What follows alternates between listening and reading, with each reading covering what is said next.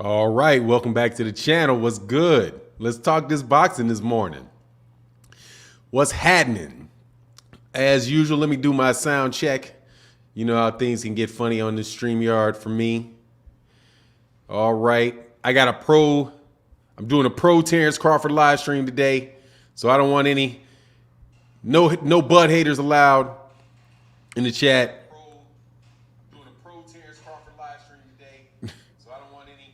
All right, got it. No butt haters allowed. We got it. What's going on? Freddie Jimenez in the building, man. Curtis Sewell, what's going on, man? He said, make sure you smash that like button on the way in the building. Absolutely, man. Hit that like button. Ray Patterson in the building. What's going on, man? Be Easy in the building. What's going on, man? Jim Jean-Pierre in the house. What's happening, sir? Said King Low said, dang, I'm early AF. Yeah, you right here on time. You right on time, man. We just started 8 o'clock. King Lowe's, you here right on time. And also, man, make sure, God, I'll see it. Blacksmith Ross. That's who I'm looking for. Blacksmith Ross in the building. As soon as you see Blacksmith Ross in the building today, I got to rinse you up. Per my note that I got from my man, John Boy. What's going on, Damian Bailey in the building? AJ, what's happening, friend? How you feeling, man? I'm sure we'll be back here to arguing early this morning. Big Block, what's happening, man? Miss Asha, what's happening? Raja Cardio, good morning, brother. How you feeling, Raja? Yeah, man. So, well, as people come into the chat, I'll just take a couple seconds, man. Sip on my water. Got to tell you, man, I'm feeling mighty pro Bud, brother. I'm feeling mighty pro Bud. Powerhouse Watson, good morning, brother. What's going on, man? Charles Young in the building. What's happening, man? Mike Jordan's blessings to you, brother. King Lowe said, I keep saying Spence got to watch out with Ugas. He coming for war. Oh, for sure he does. For sure he does. Mr. Emprise said, what a pro Bud day. Let's hear this. Yeah, man, I'm telling you, dude. Ever since going through this nonsense with Canelo Alvarez, bro, I can't have no ill will towards Canelo, man. I mean, this Canelo, I can't have no ill will towards Terence Crawford, man. I'm just telling you, I got no ill will towards him, man. At least he's trying, man. At least he ain't sounding like that dude. You know what I'm saying? And so I hope he either, first of all, I hope he gets the Errol Spence Jr. fight. I don't think he's going to win it. But I hope that he gets that Errol Spence Jr. fight because I think Errol's going to beat Yordenis Ugas. And I think that Errol is going to go for that championship. Mike Jordan said, I need a wrench. I listen to you every day, brother. All right, here you go, Mike. I'll trust you on that. I'm really looking for, there you go, brother. Welcome to the wrenches. Don't abuse it, Mike Jordan, because we're keeping the eyes on people that wrench. Because I'm telling you, man, I ain't seen Demo since he got a wrench. Ain't seen Demo since he got a wrench. That bugs me. I'm telling you, man, because I'm like, man, Demo be like, man, let me get the wrench, and I don't see him. Now I'm thinking he may be popping up funny. I remember that. I was like, all right, Demo, finally. And then boom, I ain't seen Demo in a month. But it's all right. It is what it is, man. He's a good dude. Anyway, man, y'all gotta watch the fight tomorrow night. I thought the fight was tonight. What fight is tomorrow night? I thought the fight was tonight with Jose Ramirez and Pedraza. I think that's tonight, man. Damian Bailey said, with great power comes great responsibility. You know it. You know what it is. Ernie V in the building said, I'm trying to earn my keep for a wrench for 9. Hey, man, hey, Ernie, I'll see it 3 more times. I give you that wrench, man. Everybody needs to feel welcome, man, so they don't get thrown out. What fight is tonight? Pedraza versus, Jose Ramirez versus Pedraza tonight.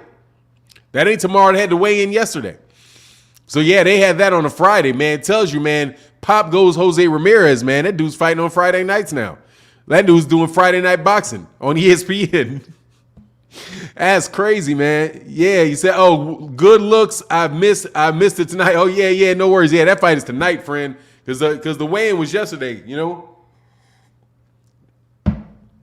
I see you, Jay Spence. Hold on, man. I got one more to give out today, man. Be here tomorrow, man. I'll be doing my live stream tomorrow morning, no doubt. King Lowe said, I hope Pedraza wins, but I think Ramirez wins. Man, seriously, if Jose Ramirez loses if Jose Ramirez loses to Jose Pedraza, man, you better get out of here, man. Put Gervonta Davis, man, you better put Gervonta Davis higher up on that pound-for-pound list. Get that man his credit if he wins a belt at 135 and beats Jose Pedraza at 140. Man, y'all better come on, man. Get that man Tank his props for running through that man like that. All you Tank haters out there still not acting like that dude ever beat anybody. When quite honestly, he's got the best win of any of those dudes at 135 over Jose Pedraza.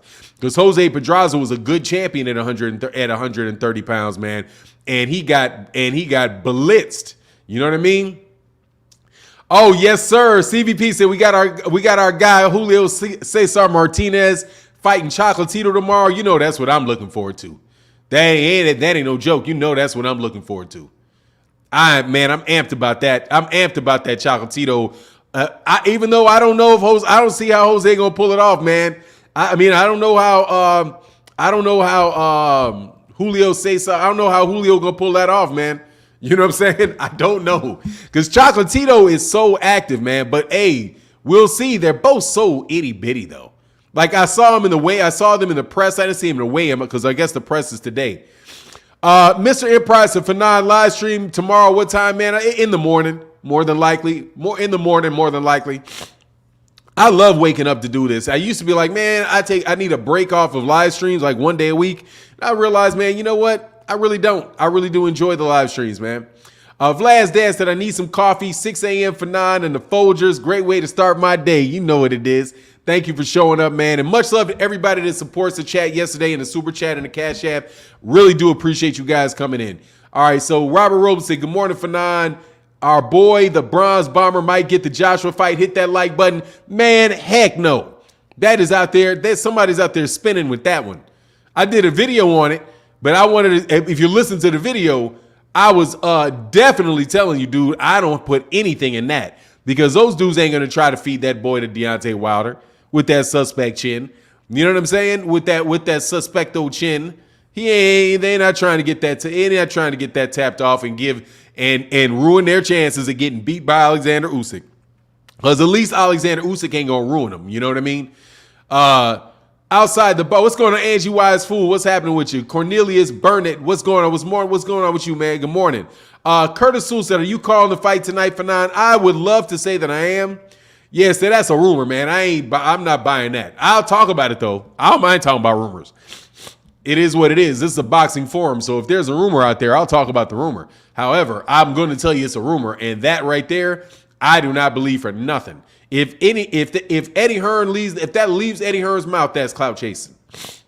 No doubt about it. In a way to create some interest and buzz around Anthony Joshua where there is absolutely none, man. Which is very unfortunate, man. Which is very, very unfortunate. Man, Anthony Joshua, if they would have manned up and fought Deontay Wilder, dude, if they would have been able to pull that win off, dude, he could have been the biggest thing in boxing.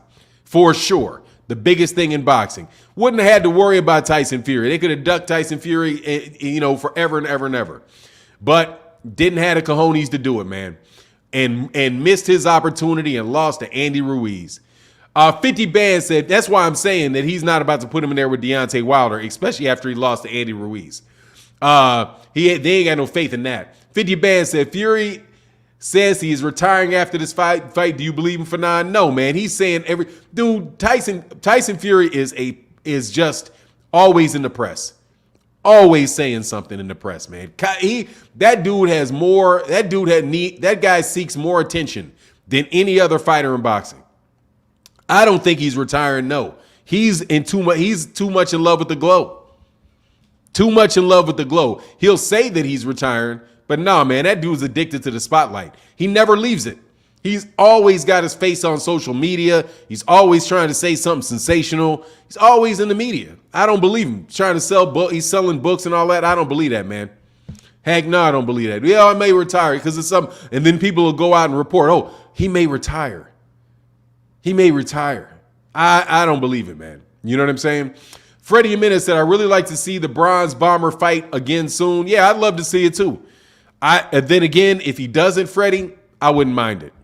I think he's done a lot in his career, and it's been a very hard 2 years on him. Very hard 2 years.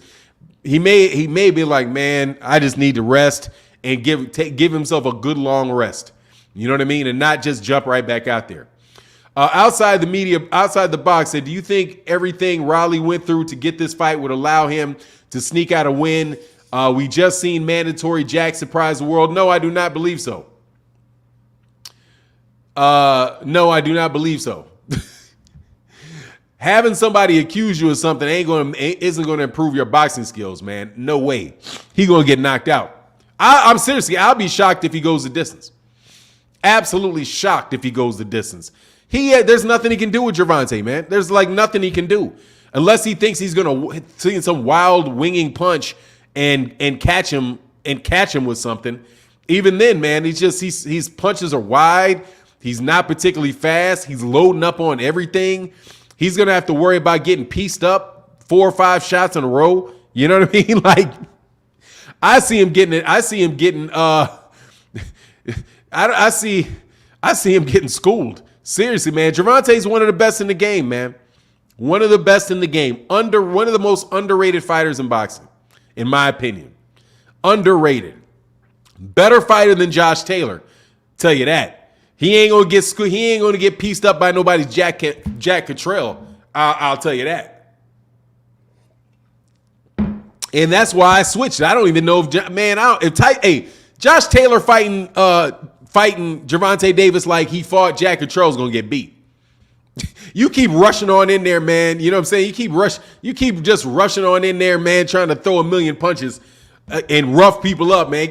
Jeffrey Brooks, get out of here. Say Jeffrey Brooks said Wilder needs to sit it down somewhere and be cool with being the second best in boxing. Man, Jeffrey Brooks, much love in that super chat, brother. Thank you for the support, bro. Hey, man, the second best in boxing. How you gonna sit down and be cool with being the second best? If he's the second best, he should be fighting. You ain't gotta. You don't have to sit down. You don't have to just sit down and not fight no more. But on the real, I say come out, man. Stuff changes. I'm telling you. George Foreman came out. George Foreman lost to Ali. Came out. Lost to He lost to Ron Lyle after that too. I think he lost to Ron Lyle. Came back because he's a puncher. Got him a belt, man. Became legendary with that. Well, he's already legendary in my book. Curtis Sewell said Tank gonna be super motivated after the Pitbull fight. Yeah, he was gonna get Pitbull out of there, but he was injured. I'm 100% convinced with that, man. He was gonna get Pitbull Cruz up out of there, dog. You know what I'm saying? Like I saw when Cruz was about to start going, and then he hit him with that over. He started trying to come over the top of his guard with that. I was like, man, that's a funny shot he's throwing. And that's when he hurt his hand when he came over the top and hit him on the top of the head. But he hit him on the top. He hit him on the top of the head on purpose because he was trying to corkscrew him, coming over the top of this. But I'm telling you, he's starting to wear that dude down. He's starting to wear that guy down to the body. Really nice, man. Mark Cardenas said Gervonta will piece up Taylor. I think, hey man, Taylor got to do something different. He got to do something different. Maybe it is the weight class. What's going on? Mark Booker in the building. What's going on? Shout out to Chi-Town. What's going on, brother? Raymond Henry says, so a man lose 2 fights and now he needs to sit out. These guys are hilarious. Yeah, he got to sit down off too. John Muhammad, what's going on, brother? How you feeling, man? Wilder severely broke his hand in the 4th round. He'll be back. Oh, did he? I know he broke that dude's dome piece.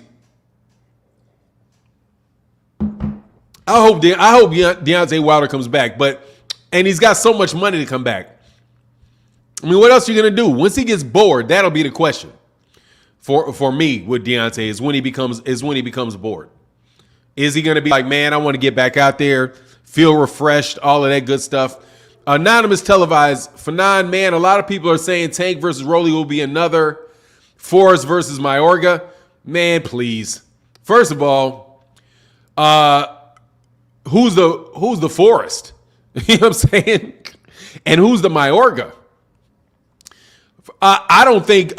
First of all, Gervonta Davis is a better fighter than Vernon Forrest is, in my opinion. I think he's a higher level fighter than Virgil Forrest is.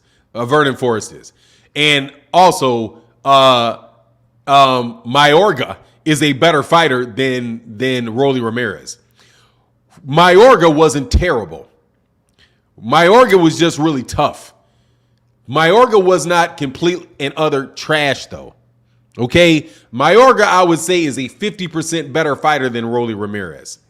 Rolly Ramirez is garbage, in my humble opinion. Garbage. AJ said, Fanon, you think Ryan versus Haney is concrete? No, I do not. No, I do not. I will believe that Devin Haney is going to get a fight with these guys when I see Devin Haney in the ring with them. Devin got all of the makings of somebody that cats are not going to fight. I'll believe he's in there. I will believe that he's going to get them fights when I see him in the ring. I don't believe the promoters. I think they'll be like, why bother? Looks like an NBF type situation to me. Sit his ass over there. Let's go fight for these belts, and we'll get to be big names. And then once they're big names, then we don't need them because we're big names and he's not. Who has he fought? You know what I'm saying? Like, that's the move. You know what I'm saying? Like, that's what I think it is, man. Jeffrey Brooks in that super chat, brother. Much love in that super chat. Unless Fury gives him another crack at it, which I doubt seriously, then Wilder has no choice but to be second. Fighting someone else won't change that. You'll be surprised, man. Jeffrey Brooks, much love in that super chat. Again, man, thank you to everybody that supports in the super chat and Cash App. It really does. Y'all the ones that keep the channel going. Thank you very much. Especially you, Jeffrey Brooks, longtime supporter. Thank you, brother. Things can happen, man. Fury can lose. No joke. Fury can lose. Stuff happens. I wouldn't say that that's impossible for him to get back on top. And on top of it, Usyk. All you got to do, if Usyk beats Fury and Deontay Wilder beats Usyk, there you go. It's very possible for that to happen. Number one, Usyk can beat Fury. He can beat him. I'm not saying he will. He can beat him. Sal back in the building. Talking about casual fans matter. Hey, casual fans matter. They do. Yeah, y'all matter. Heck yeah, casual fans matter. A lot. Unfortunately, I wish y'all be a little bit harder or do somebody a favor. Listen to a hardcore boxing fan. That doesn't work for Ring Magazine. You know what I mean? But yeah, man, I think he has a chance to do it, man. He does.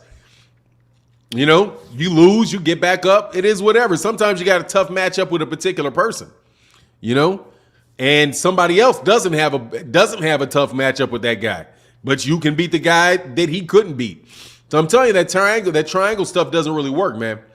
Anonymous televised, the same energy you have for Gary Antoine Russell beating old Postal. You should give Canelo the same credit for beating Mosley. Why?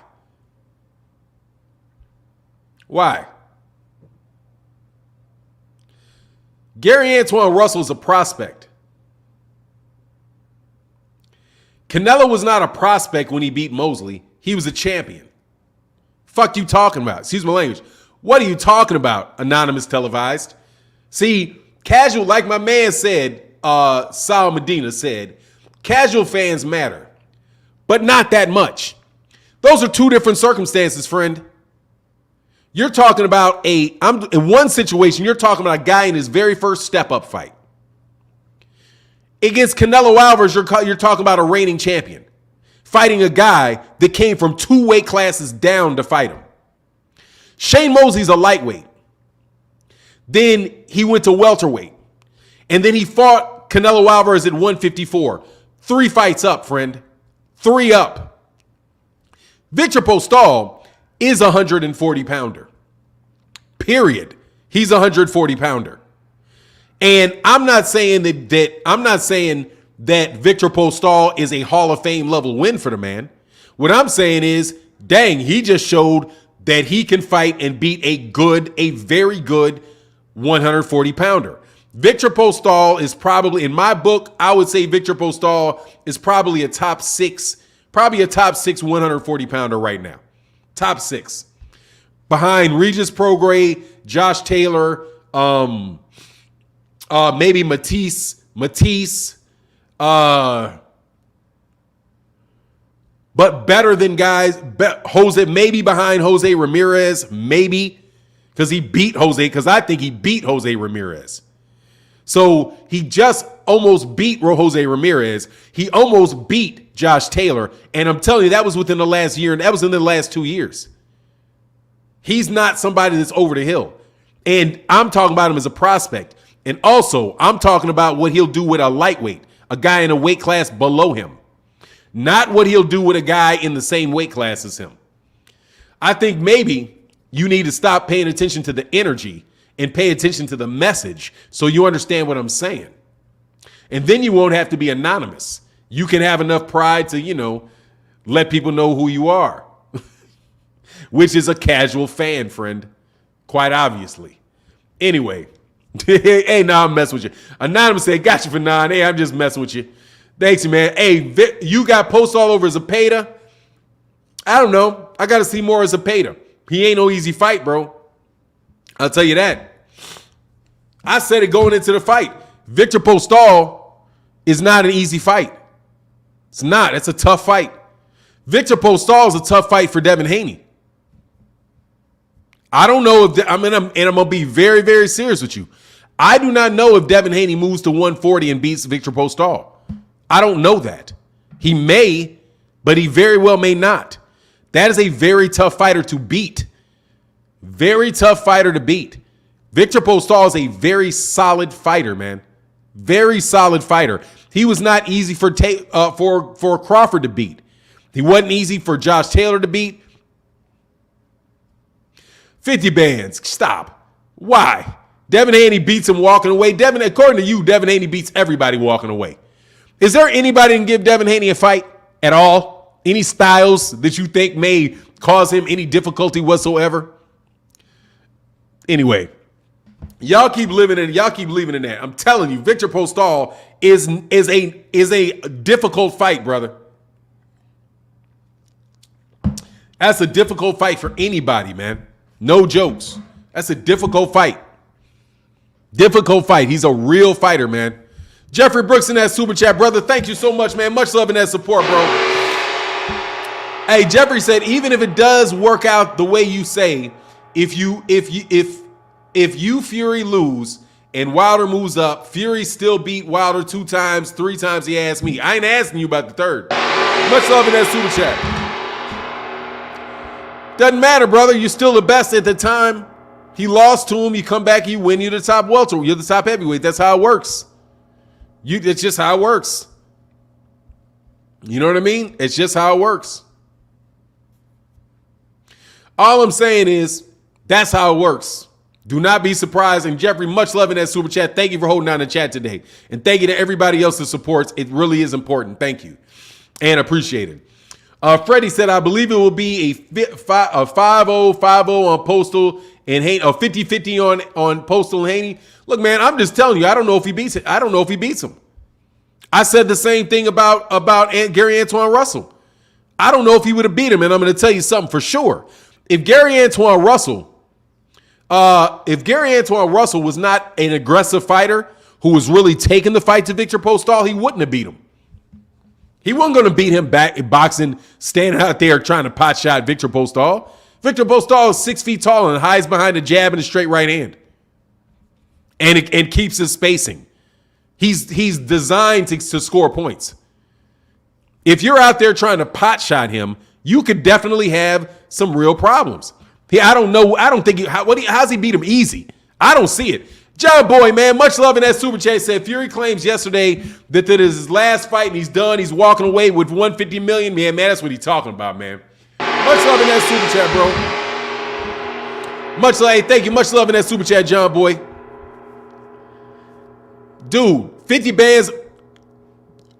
He got more power than Devin does. He got more power than Devin. Dude, you making so let me tell you something. All I'm saying is I don't know if Devin will beat Postol. I don't know that. Victor Postol is 6 feet tall with a very long reach that stays behind a jab and a straight right hand. Stays behind it. And Devin Haney is about 5'8" and stays behind a jab and a straight right hand. They both do the same thing. They both outbox. So you got one guy outboxing who's 6 feet tall and with a longer reach. And you got a guy shorter with a shorter reach that outboxes. That's going to be who's scoring the most points. And I don't know. That dude can probably keep a jab out there. Just keep a jab out there. Jab right hand. And before you know it, you're in round 9. That's what I'm saying. I don't know if he's going to get around that jab. Don't. The dude is 6 feet tall. Dude, he's probably one of the tallest, longest welterweights. He's not just tall. He's tall and long for a welterweight. The dude is 6 foot. The guy's 6 feet tall with I don't remember what his reach is, but with a very long reach. That's the problem with Victor Postol. He is somebody that you've got to figure out how to get around that length. And he is very responsible about staying behind that jab and right hand. That's why he's not a world beater. He's not going to knock a bunch of dudes out, but he scores points on cats consistently. However, he did knock out Lucas Matisse, though. You know what I mean? Don't lunch on that dude, man. That dude is not an easy win, man. John Muhammad, much love in that super chat, bro. Brooks, Wilder's already a Hall of Fame champion. Your words are nothing but hate, so stop being a hater, bro.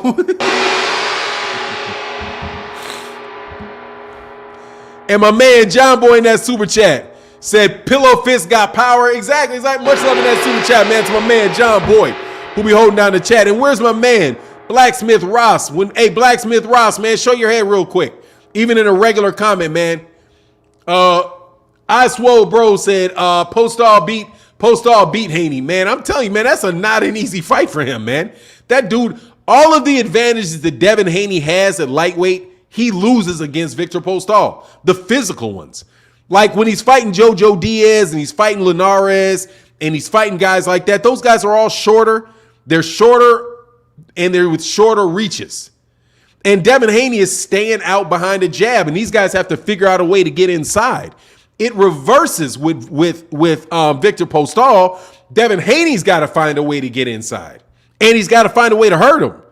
I don't know, man. That's just tough, bro. Terry Schmoot for 9 really be picking against black young champions, but love him. Pajama wearing, blue Bugatti, drug cheats. Yeah, there you go. Go Canelo. You know what I'm saying? Go Canelo. Man, hell no. Benjamin New said, for 9, some people don't know that jab controls everything. I'm telling you, that it's out there. That stick is out there. He's got to get around that stick, and I don't know. All I'm saying is I don't know. Jeffrey Brooks said, I guess I'm a hater. That's talking facts. I'll take it. Man, Jeffrey Brooks, you ain't no hater, man. Except for you ain't no hater except for that Deontay Wilder lost 3 fights. No, he didn't, man. Get a man his respect. The man got to put that dude on his ass and got to draw. Anyway, but you ain't no hater. You ain't no hater. Just a fan said, Wilder isn't a Hall of Famer in my opinion. You don't get an opinion, man. That dude is a Hall of Famer. Name some, who has done what Deontay Wilder's done that's not in the Hall of Fame? How about that? Give me that. Let me know who has done what Deontay Wilder has done and not made the Hall of Fame. That right there is going to be your problem. If you look at the people, anybody that has done what he has done is in the Hall of Fame. And rightfully so. Rightfully so, bro. Rightfully so. Anthony A., good morning, my bro. What's going on, brother? Much love in that super chat, brother. Thank you so much for your support, bro. Yeah, man, and rightfully so, bro. And rightfully so.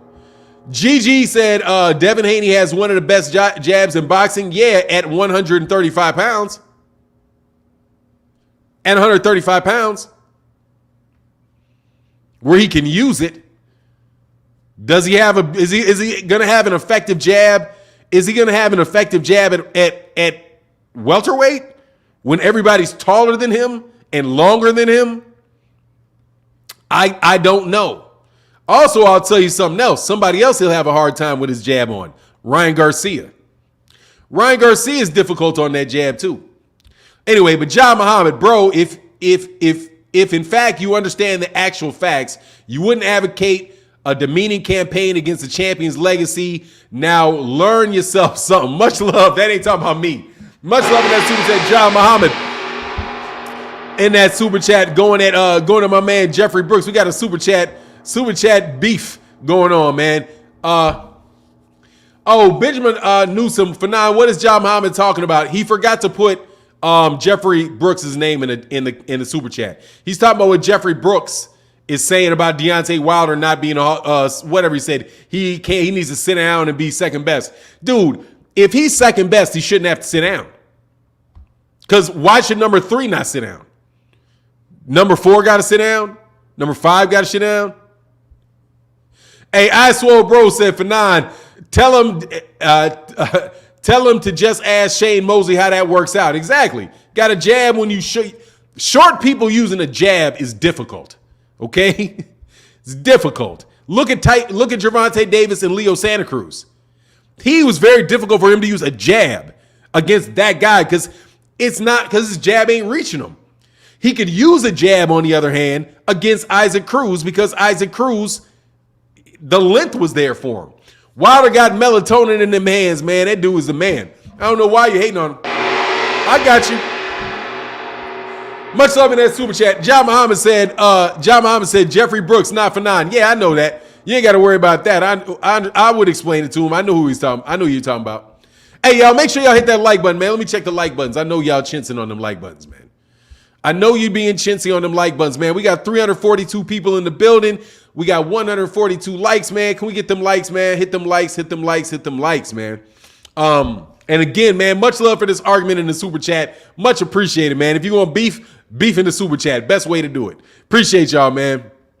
Anyway, man, JD said, oh, God, man, I love that I'm the center for the Devin Haney beef, okay? Because I'm telling y'all, some of y'all overselling Devin. I don't have no problem. Oh, by the way, I meant to say something about yesterday to a certain somebody that left a message about me always loving to hate on young black men. Dog, Gary Antoine Russell is every bit as black as Devin Haney. How am I, if I say Devin Haney can't beat, I don't think he'll beat Gary Antoine Russell. How am I loving to hate on a black man when I'm giving credit to a black man at the same time? What you mean is you use that whack-ass excuse. Use that whack excuse because you ain't got any arguments to counter the point. I saw that last comment you left over there in the comment section, lady. I didn't appreciate that at all, but I had already jumped off at the time. Every time, it's all about the black man when it got something to do with Devin. But when it got something to do with Gary, it's, oh, man, you cap, you this, you that, all of that. When it's him, but when it's your guy, it's all about, got to defend the black guy. Got to defend the black man. Got to support him. Unless it's a black man I don't like. At which point in time, you can throw his ass under the bus. Man, I'll get up out of here with that nonsense. And I mean that wholeheartedly. None of y'all sit here talking to me, telling me what I got to do to support. All I got to do is not mistreat him. I got a legitimate standard, which is I'm not going to mistreat him. And I don't mistreat Devin Haney. I don't lie on Devin Haney. I don't put him in situations or demean the man at all. That's what you owe people, not to mistreat them. You do not have to big them up. You do not have to believe anything that they say. You do not have to support them no matter what. You do not have to say that they're invincible and nobody will ever beat them. That's not your duty. Okay? If you want to support by not mistreating, that's it. Because the problem with racism is the mistreatment. Don't mistreat them. If you don't mistreat them, you should be good. You do not have to give them your money. You do not have to believe everything they said. You do not have to tell them you don't have to do any of that. All you got to do is not mistreat people, and you should be good. That's what you owe them. I don't owe just saying that I think he's going to beat Gary Antoine Russell when I don't. Okay? Thank you very much. And I don't appreciate y'all trying to play that nonsense with me because you're full of it. You cannot say a black person supporting one black that says he favors one black person or another black person is hating on one black person because that person's black. You sound like an idiot and a hypocrite. Anyway, Devin, hey, because you're down on another black dude and you're down in me and I'm as black as any of y'all. So whatever. You can hate on me. You can talk crap about me, who's a black person, but, oh, something's wrong with me because I say a one black person is going to beat Devin Haney. Shut up. Anyway, John Boy, Devin Haney versus JoJo. He punching down to a smaller dude and still couldn't drop him. Pillow fists. John Boy in the super chat. Brother, much love in that super chat, brother. And Robert Yaramillo, ain't seen you in a minute, brother. What's going on, bro? Salute Fanon. We spoke on him over the past 2 years. Jaime Munguia. Who would you like to see him fight now? Bronze Bomber, fire 100%. Oh, Jaime Munguia?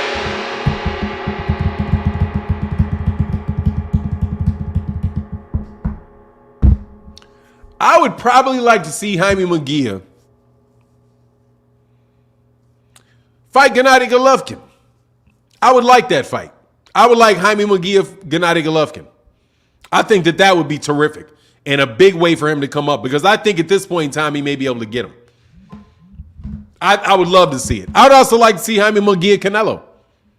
If he moves up, I'd like to see Jaime Munguia versus Jamal Charlo. I'd like to see him against Andrade. I'd like to see him against David Benavidez. He probably is going to get killed against David Benavidez. But, you know, I would like him against any of those guys, man. You know what I mean?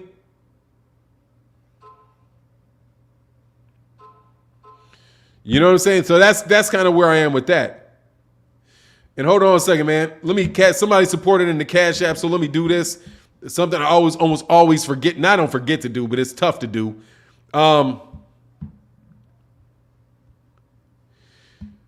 My man, and that's Tyrone Joseph in the Cash App, brother. Thank you so much for your support, bro. He said, feeling depressed, need positive boxing talk. Hey, man. Hey, everybody, for my man, put some applause in the building and say good morning to my man, Joseph84. Put some applause in there, man. Shout out to you, brother. Do not feel it. If you're feeling depressed, here's what you do. Think of 5 things that you're happy about, no matter how small they are. Think about 5 things that you're happy about. Like, man, I don't have cancer. Woo! Glad I ain't got that on me. I'm physically healthy. Man, I'm feeling good about that, if that's the case, right? You say, oh, well, I don't have dementia. You know, oh, man, I got food in my refrigerator. Wow, I got a job. You know what I mean? Oh, man, my wife really loves me, or my girlfriend loves me. And, you know, things like that, whatever it is.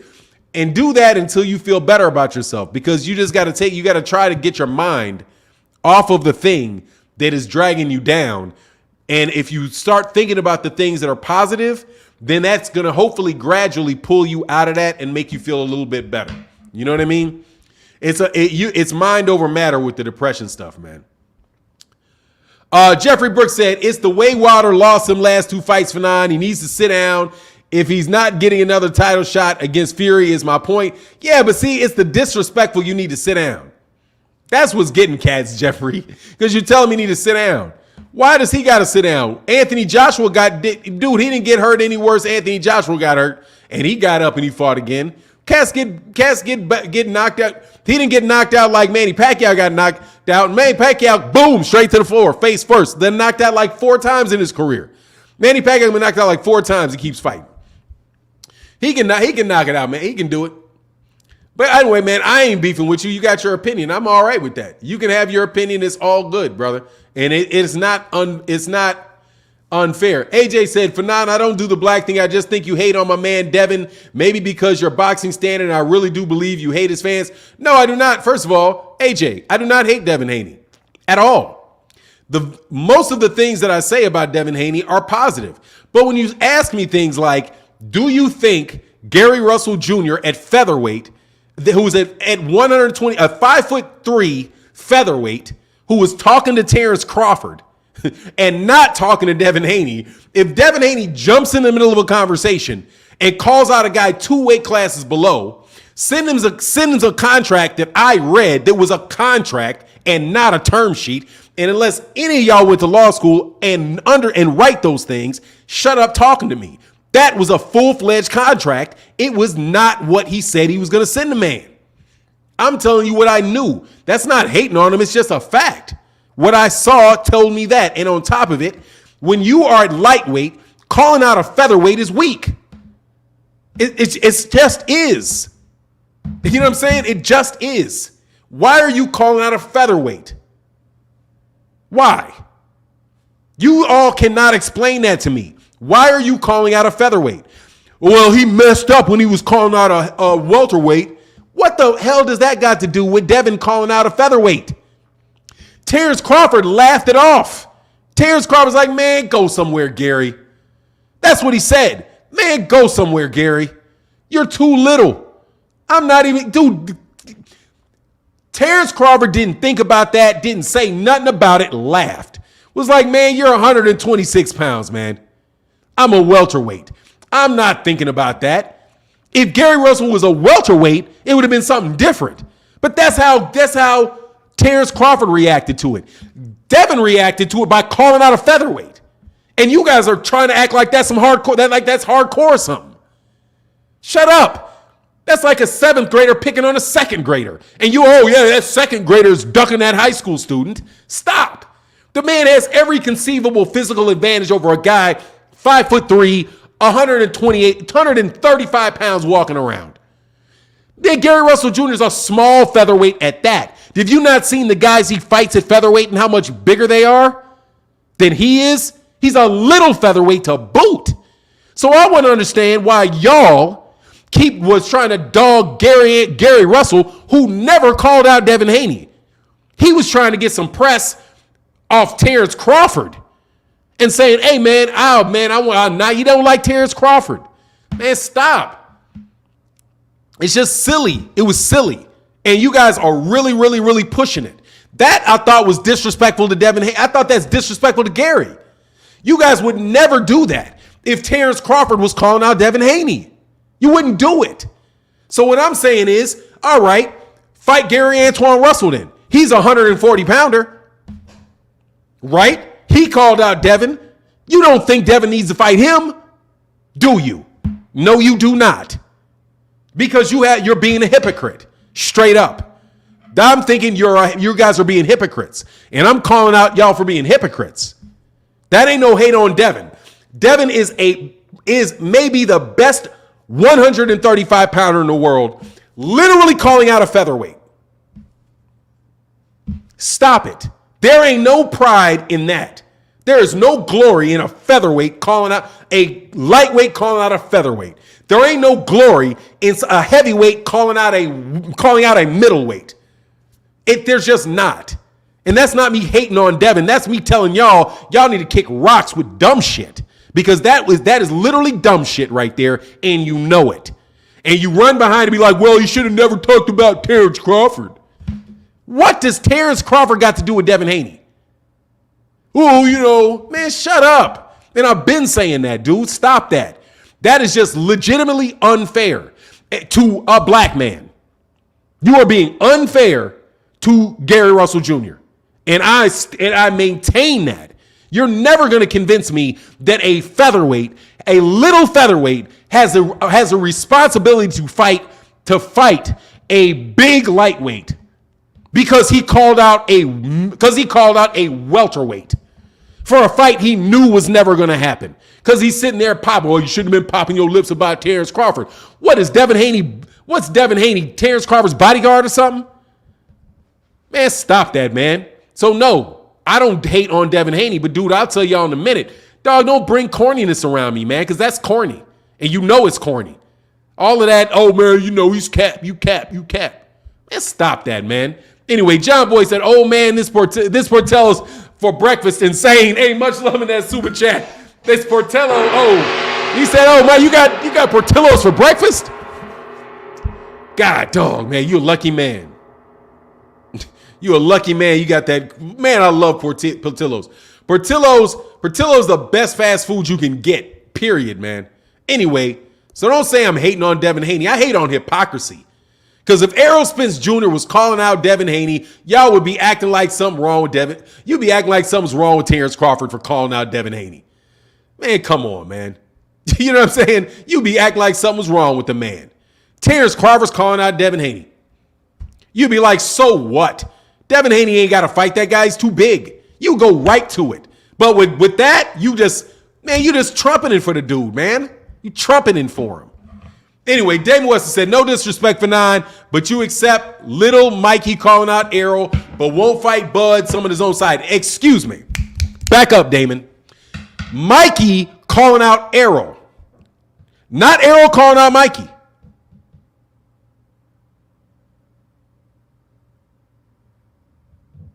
Errol did not call out Mikey. Mikey, who was, by the way, one weight class below, moved up and challenged him. Errol never asked for the fight. He took the fight. He took the fight because he couldn't get a Sean Porter fight. And as far as won't fight Bud, dude, that's bull, and you know it. Bud himself said, is literally right now suing Bob Arum for Bob Arum not making that fight. Errol Spence Jr. said every week from Sunday he'll fight Terence Crawford. It's no more on Errol Spence than it is on Terence Crawford. Terence Crawford himself said, no, Errol's not ducking. So why isn't that good enough for you, Damon? Why is Terence Crawford himself saying Errol wants to fight? Why isn't that good enough for you, is what I want to know. How come you keep swinging back around by a talking point that has been trashed many, many times?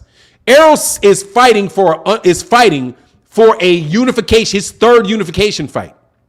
The fight before that, he fought a mandatory coming off a car accident. And the fight before that, he fought another unification fight with Sean Porter. What's wrong with that? He's not supposed to do any of that. He's just supposed to do what? Go tell Bob Arum, oh, I'm not fighting any of you guys. I'm not fighting anybody else unless I can work out a deal with Bob Arum. Bob Arum held up the Manny Pacquiao Floyd Mayweather fight for years. Bob Arum held up the Manny Pacquiao Terence Crawford fight, period. It's amazing how you blame Errol and act like Bob Arum ain't there. But I want to know why y'all jumped to that. Because Mikey called out Errol. If it would be a different scenario if Gary Russell Jr. had called out Devin and moved up to the weight class, I wouldn't have anything to say. Right? That's what Gamboa did. Gamboa moved from 126 pounds up to lightweight and fought Devin. I don't have a problem with that. Jorge Linares moved up from 126 pounds, moved up into lightweight, won a championship, lost it, fought Devin. I don't have a problem with that. If the little guy calls out the big guy and then moves up to fight, there's no problem with that at all. Floyd Mayweather Jr. was at 130 pounds or 135 pounds when he was calling out Oscar De La Hoya. Oscar De La Hoya said, you're too small. But guess what Floyd did? Floyd moved up, set up the fight, got the fight, won the fight. No problem. But Oscar De La Hoya never called out a featherweight. Never called out a featherweight. Who else? Mikey Garcia has never called out a featherweight. Who is a lightweight, did not call out featherweights. I've never, ever heard Deontay Wilder call out a cruiserweight. Or Deontay Wilder call out a light heavyweight. You give me one more example of a guy in a higher weight, 2 weight classes above, calling out a guy 2 weight classes below him. I would love to hear the name. Tell me who does that. So we can get some reference here. Because I know I never heard Bernard Hopkins calling out Oscar De La Hoya when he was at 160 and Oscar De La Hoya was at 147. He never did it. I've never heard Roy Jones Jr. calling out guys at welterweight. Ever. I didn't hear Sugar Ray Leonard calling out people at 135. Never heard it. Give me the precedent of bigger guys literally calling out smaller guys. What I usually hear is, dude, there's weight classes for a reason. And littler guys call out bigger guys. Seen plenty of that. Little guys calling out big guys. I've never heard boxing fans support a big guy calling out a little guy. I've never heard that. Until now. David Weston, no disrespect, but I already did that. And by the way, I accept it. I didn't accept it or not accept it. I didn't have anything to do with it. They just fought. I'm going to tell you what for sure I wouldn't do though. If Errol Spence Jr. called out Mikey Garcia when Mikey Garcia was at 135 pounds, I would have been like, man, what's Errol on? That's BS. Why are you gonna call it why are you calling out little guys? That would be weak on Errol Spence Jr.'s part. Weak. If Terence Crawford right now at 147 pounds, even if he did fight at 135 pounds before, if Terence Crawford called out Gervonta Tank Davis, I'd be like, man, that is weak. Why are you're a welterweight? Why are you calling out a 135 pounder, dude? What sense does that make? You know what I'm saying? But come on, you can't defend that, man. But y'all defend it, that's where we run south. You guys defending that nonsense. Because it's nonsense, and it has to be nonsense. You just try to bring up something else and say, well, Floyd fought a smaller guy, but that's two different things. Other guy literally moving up to fight him and challenge for his belt. Dude, he's defending his belt. He's defending his belt on pay-per-view for a lot of money. I don't have a problem. If Gary Russell Jr. moved up and fought him, I wouldn't have a problem with that. But I don't have a problem if he doesn't do it, is my problem. Y'all just tried to tear that man's name down, man. Something serious. Anyway, off something that wasn't even true.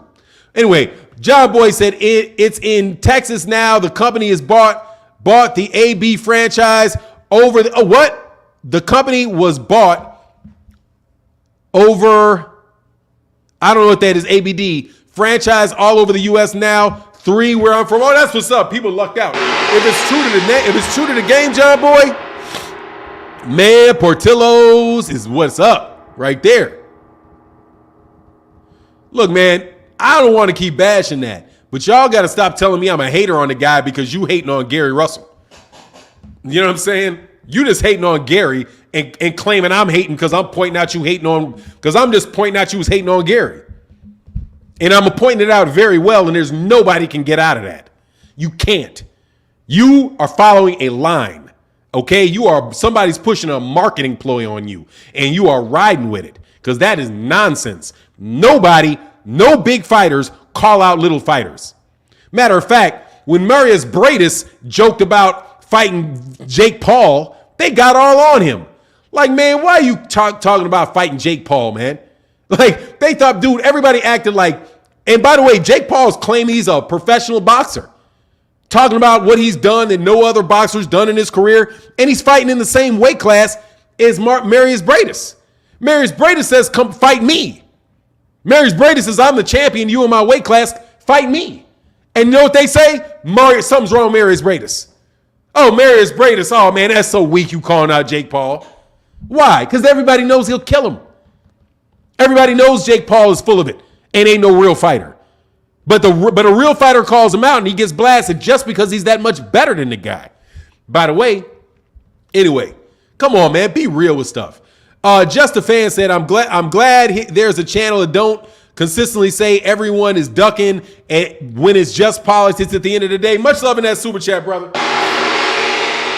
That shit was just ridiculous, dude. But anyway, and I'm going to say it's ridiculous forever, and I don't shy away I'm not going to shy away from it either. Okay? You're not going to shame me into following and repeating dumb shit. Anyway, Kentandi Davis said, GGG called out Mayweather and casual supported it. Much love in that super chat, brother. And it was weak. If he did. I don't think he did, though. I don't think he did. Like that. I don't think he did. But if anybody got on Floyd for ducking with Mayweather Jr., if he did, there you go. That's weak. That right there is weak. Real weak. John Boy in the super chat said, bro, can you clear up the contract issue that Devin sent to Gary that was more of a locking him up in a promotional company and not a fight? Yes. They were on my channel. Gary Russell Jr. and Bill Haney were on my channel. And they were going back and forth about that fight. And what I said was, because I was like, look, why don't you do this? Send why don't you send Gary Russell Jr. a term sheet?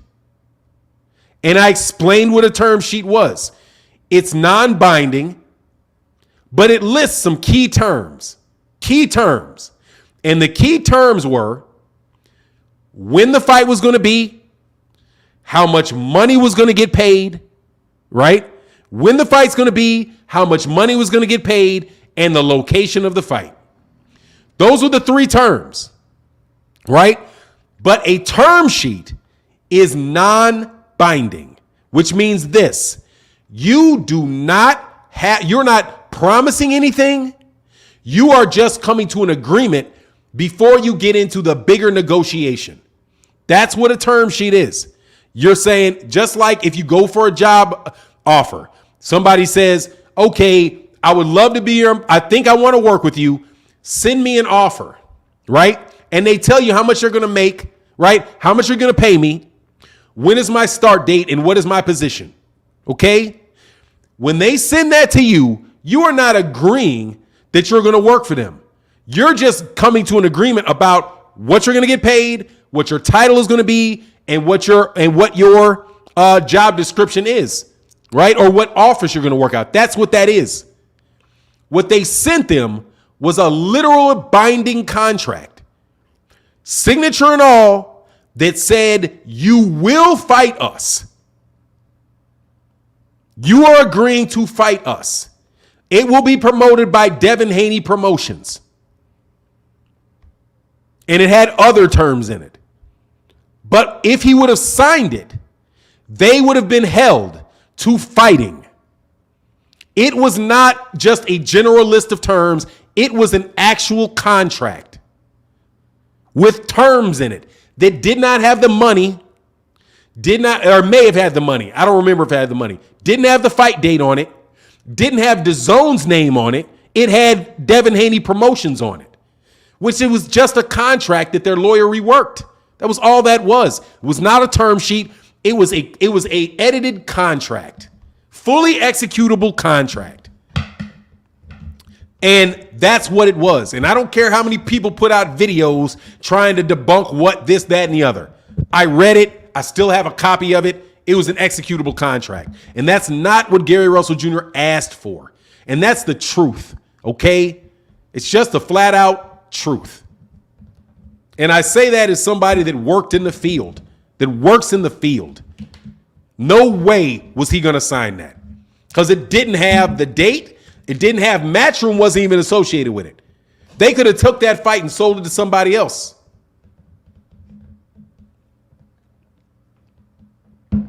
That's the truth.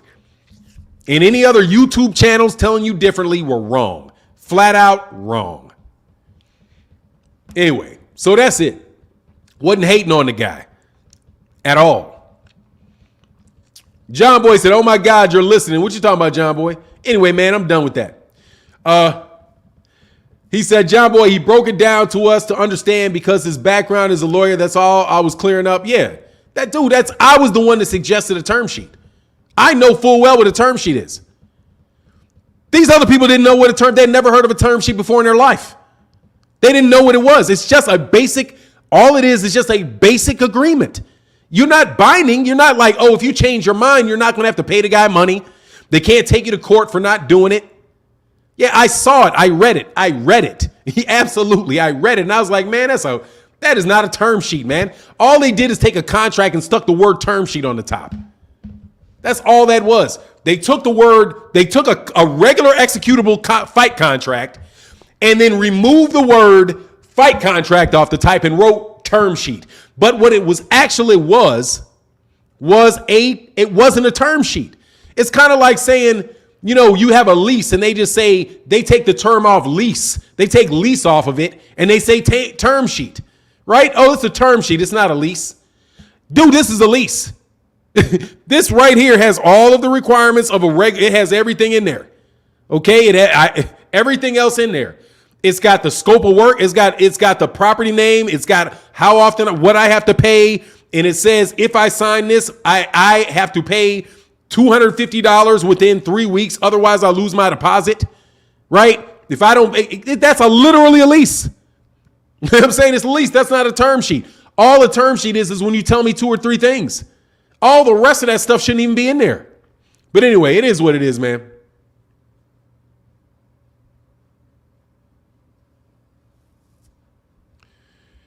Damian Bailey, who you talking about? Anyway, Norwich said, GGG let it be known he'd make 154 for Floyd. That's kind of calling him out. Ironically, GGG refused to go to 154, a guy Floyd had just owned, Canelo. Dude, and that was weak. JD said, Fanon, does being signed to the PBC mean they cover such affairs as contractual issues for the fighter? Speaking of Gary, it depends on their, no, not being signed with the PBC, but being signed to an advisory agreement with Al Heyman means, yeah, he has to approve it. You have, everybody's situation can be a different, ton of different arrangements, but you're going to have a personal manager. You're going to have a lawyer, right?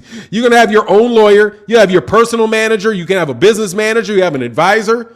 You can review that stuff with all kind of people, man, to see what their opinion is. And I'm telling you, man, that thing was never going to get past anybody. No way. Anyway, JD, anyway, I'm done with that, brother. I mean, it was seriously unseen and unseen. That's what I was amazed by. Y'all don't know what you're talking about.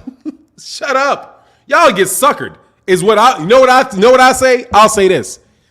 I'd love to cut a deal with you. Because you guys get snowed. That's why artists get snowed. That's why artists get snowed. Right there. That's like signing something like that is like somebody getting a young artist off the street and giving them a contract and they lose their publishing. They lose their publishing.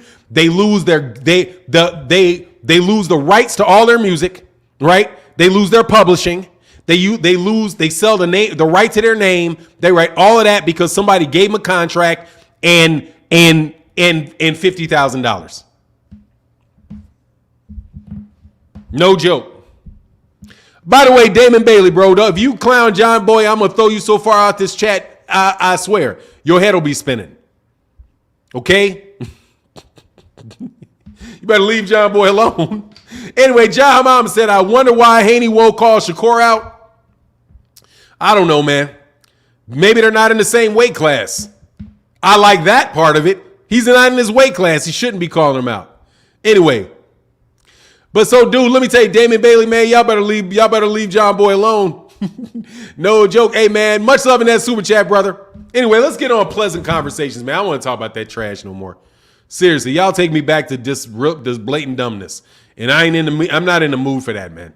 No joke, man. I got a lot of love and respect for Cass, but I don't like talking about that nonsense. Said a 360 deal. I'm just trying to tell you, man. Okay, go ahead and listen to people, bro. I've heard some of the same people tell boxers that they just need to sign contracts and not even read them. Literally came out their mouths.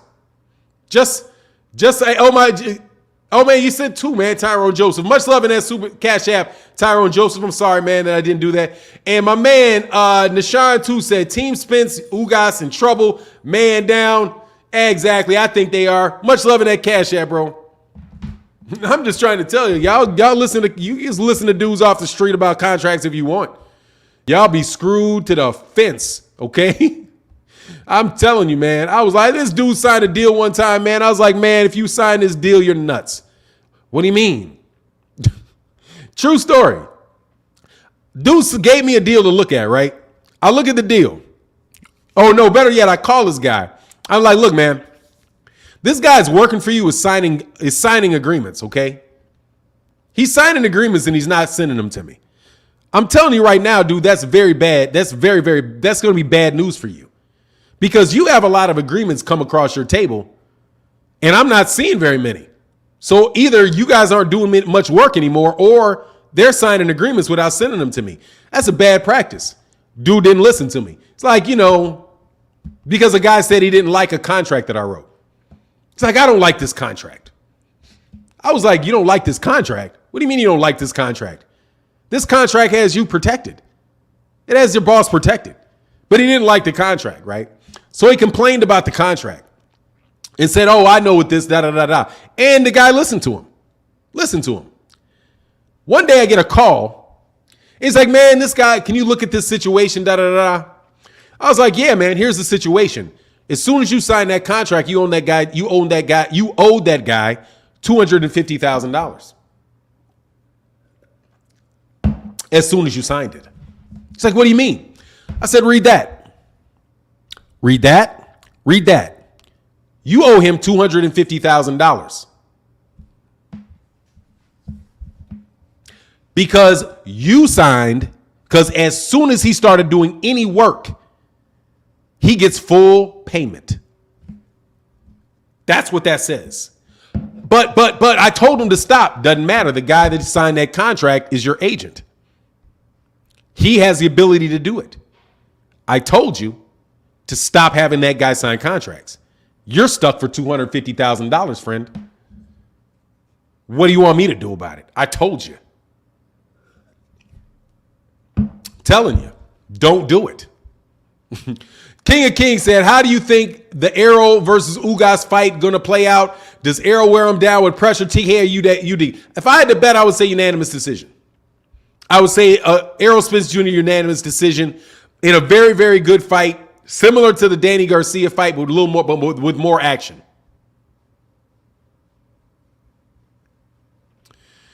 Oh, who is this? Dame Bailey, brother? I'm telling you, Damian Bailey, brother, I'm going to throw you out. You keep harassing John Boy. I'm just going to let you know.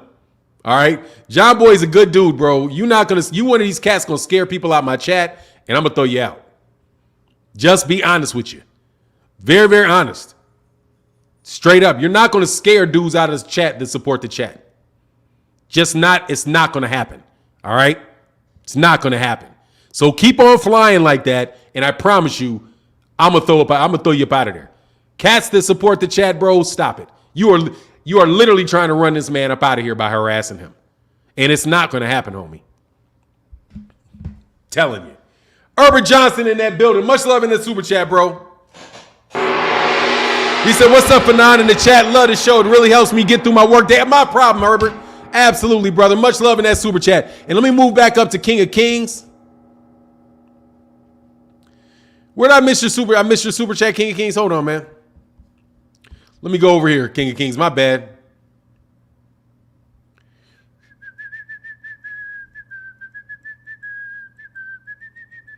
Hold on.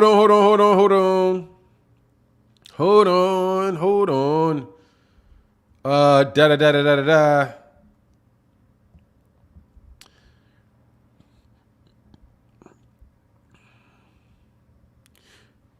King of Kings said, how did I miss that, King of Kings? Oh, I got it. How do you think Arrow versus Ugas fight going to play out? Does Arrow wear him down with pressure? I think it's going to be unanimous. I wouldn't say a UD because I don't know about unanimous decision versus split decisions. That shit gets really fair, man. It gets really funny. It gets really funny. But let me slide back down here, man. I'm sorry I missed that super chat originally. And John Mama said, wonder why Haney won't call Shakur out because he's in a different weight class, man, I think. And plus, dog, that ain't no easy win, man. That ain't no easy win. The King of Kings. And I got that. He said, how do you think the Arrow versus Ugas fight going to play out? Does Arrow wear him down with pressure, TK or UD? I basically think it's going to be a decision win for Arrow. And Herbert Johnson in that super chat, brother, thank you so much, man. Oh, and King of Kings said, where's my gong? There you go. Much love in that super chat, King of Kings. Sorry about that, brother. What's up for 9 in the chat? Love the show. Really helps me get through my work day, brother. Thank you so much, man. And your support of the channel really helps us. Really helps the channel a lot. Thank you so much, man. Said no, you ready? But I didn't go. I'm saying my bad. Sorry about that. I ripped you with my gong. I ripped you off with the gong, man. I got you now, though, man. Anyway. Anthony A said, Arrow going to fight 3 times this year? I doubt it. Probably twice. Hopefully probably twice. Unless he takes some soft touch. Unless he takes the soft touch, what he never does. Terrell Boxing said, I love boxing and I love self-defense. Dangerous fight for Arrow. He needs to be on point. Yeah, he does, man. It is a dangerous fight for him, man. Ugas versus Crawford. I don't know, man. Good fight, too. I'm going to say the same thing with Ugas and Crawford. I don't know. That's a good fight. That's a good fight, man. It's a very, very good fight, man. Very good fight. I lean towards Terence Crawford, but I think that's a good fight. Ugas is looking good, man. He's on a high, man. He's looking strong. You know what I mean? He's on a win streak. Looks good, man. He lost a close one. He lost a close one to Sean Porter, but it is what it is. You know what I'm saying?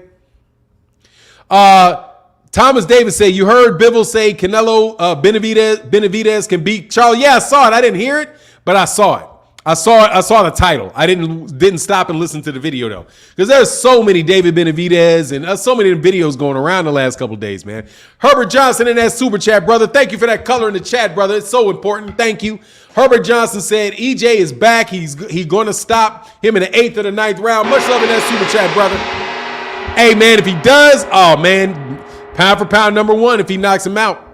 For me. Pound for pound #1 fighter in the world if he knocks him out, brother. Pound for pound #1. I'm going to tell you, though, he ain't going to get that call. What's his name? Ain't going to get that call. Yordanis Ugas. Broderick Hunter in the building. What's going on, Broderick? He said, Fanon, I got a feeling we're about to see the best Errol Spence Jr. we've seen. No sluggish and timing off, no timing off versus Brook. No fat camps in the fight afterwards. Hey, man, let's get it going, brother. Only thing is, is the rust. But hey, man, he says he's in the gym. He's sharp. And, let's see it. Let's get it. I love the dude and the fact that he fights like that, man. You know what I mean? I like the fact that he don't give any no BS fights out of Errol Spence Jr. No BS fights out of Errol Spence Jr.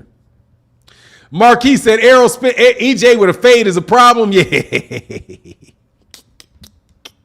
He ain't got no dye in his hair. I'm going to tell you that. That's something I got. That's why I got Errol. That's why one of the things I respect most about Errol and Terence Crawford. They ain't got no dye in their hair, bro. They don't put that. Them Charlos, that's that, man. Y'all, come on, man. Get that crap out your hair, bro. That's why I'm trying to tell you, man. That's when Jamal stopped knocking people out. When he started putting that, when he put those, as soon as they jumped out there, they got rid of their braids and put in that peroxide. That limited them, bro. Justin Stevenson said Crawford needs to fight Jaron Ennis. Hey, man, that'd be great. That'd be great. I wouldn't mind it at all, man. I hope that's the case, man. I can't wait till Jaron Ennis gets up the top. That's why I'm telling you, 147, it's the best weight class, man. Because they got they got good fighters. They do, for the most part, fight each other. You can say there's only one fight that has not happened in 147. Only one. Other than that, all these fights have happened, man. Everybody, Sean Porter fought everybody. Danny Garcia, they never fought everybody. Kell Brook fought a bunch of people. A whole bunch of good fights have happened at 147, bro. Whole bunch of them, man. Just a fan says shots fired. Shots fired off who? You talking about I'm dead serious about Jermell and Jamal. They stopped knocking people out once they put that peroxide in their ear. Dog, that ain't a good look, man. I'm telling you, the edge ain't there. The edge ain't there. I'm telling you, once you start getting prissy, it's only a matter of time. Once you start getting prissy. Name me a prissy fighter. A fighter that turned prissy that did not get knocked out or did not get beat. Once they turn prissy, it's not a good. I'm telling you, it's a bad. The boxing gods don't like prissy. They don't like prissy. Curtis Sewell said Ugas couldn't even get 42-year-old Pacquiao out of there. Nah, he didn't. Now, a whole bunch of people didn't get him out of there, though. Herbert Johnson and that man, Herbert's holding down the chat today, brother. Thank you so much for the support. He said, hey, from 130 to 140, how many people throughout history do you see better than Floyd? Throughout history? Or throughout like the time I've been watching boxing? From the time I'm watching boxing, you know what, you're picking a really funny. You're picking a real funny weight class. Because that's not really if you're talking about history, you can't do that. You got to say how many people below 135, between 126 and 135, and how many people between 135 and 147. So, because those are the weight classes. Lightweight, welterweight. You know what I mean? And he was because he's at 130, which is basically lightweight, and he's at 147, which is basically welterweight. So he was a lightweight and he was a welterweight. Started at the smaller end of 130 and moved up to the bigger end of 147. And then he dipped up for a second into the lowest portion of into very low middleweights. So what I would say is that only people that I've seen below 135 that I think that are as good as him, I won't say better, as good as him, Pernell Whitaker, Roberto Duran,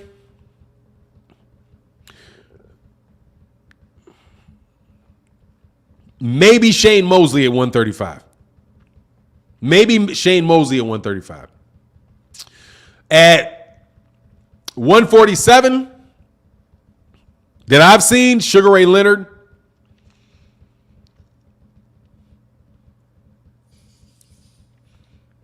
Tommy Hearns, and I think maybe even that may be it. Even at 147, Sugar Ray Leonard and Tommy Hearns. Because I don't know if Oscar De La Hoya at any point in time is better than Floyd at 147. I don't know if Tito was better than him at 147 at any point either. I would say something like that. Something like that.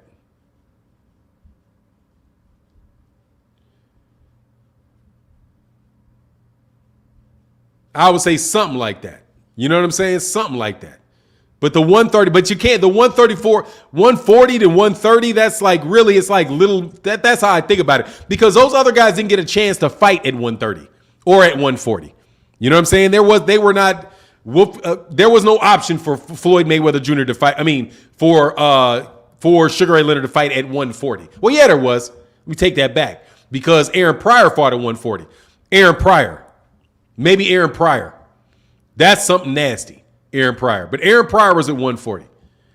So let me correct that. I love how EJ admitted he was wrong about the BS 60-40 crap and now wants to negotiate behind closed doors to lowball the pound for pound king discreetly.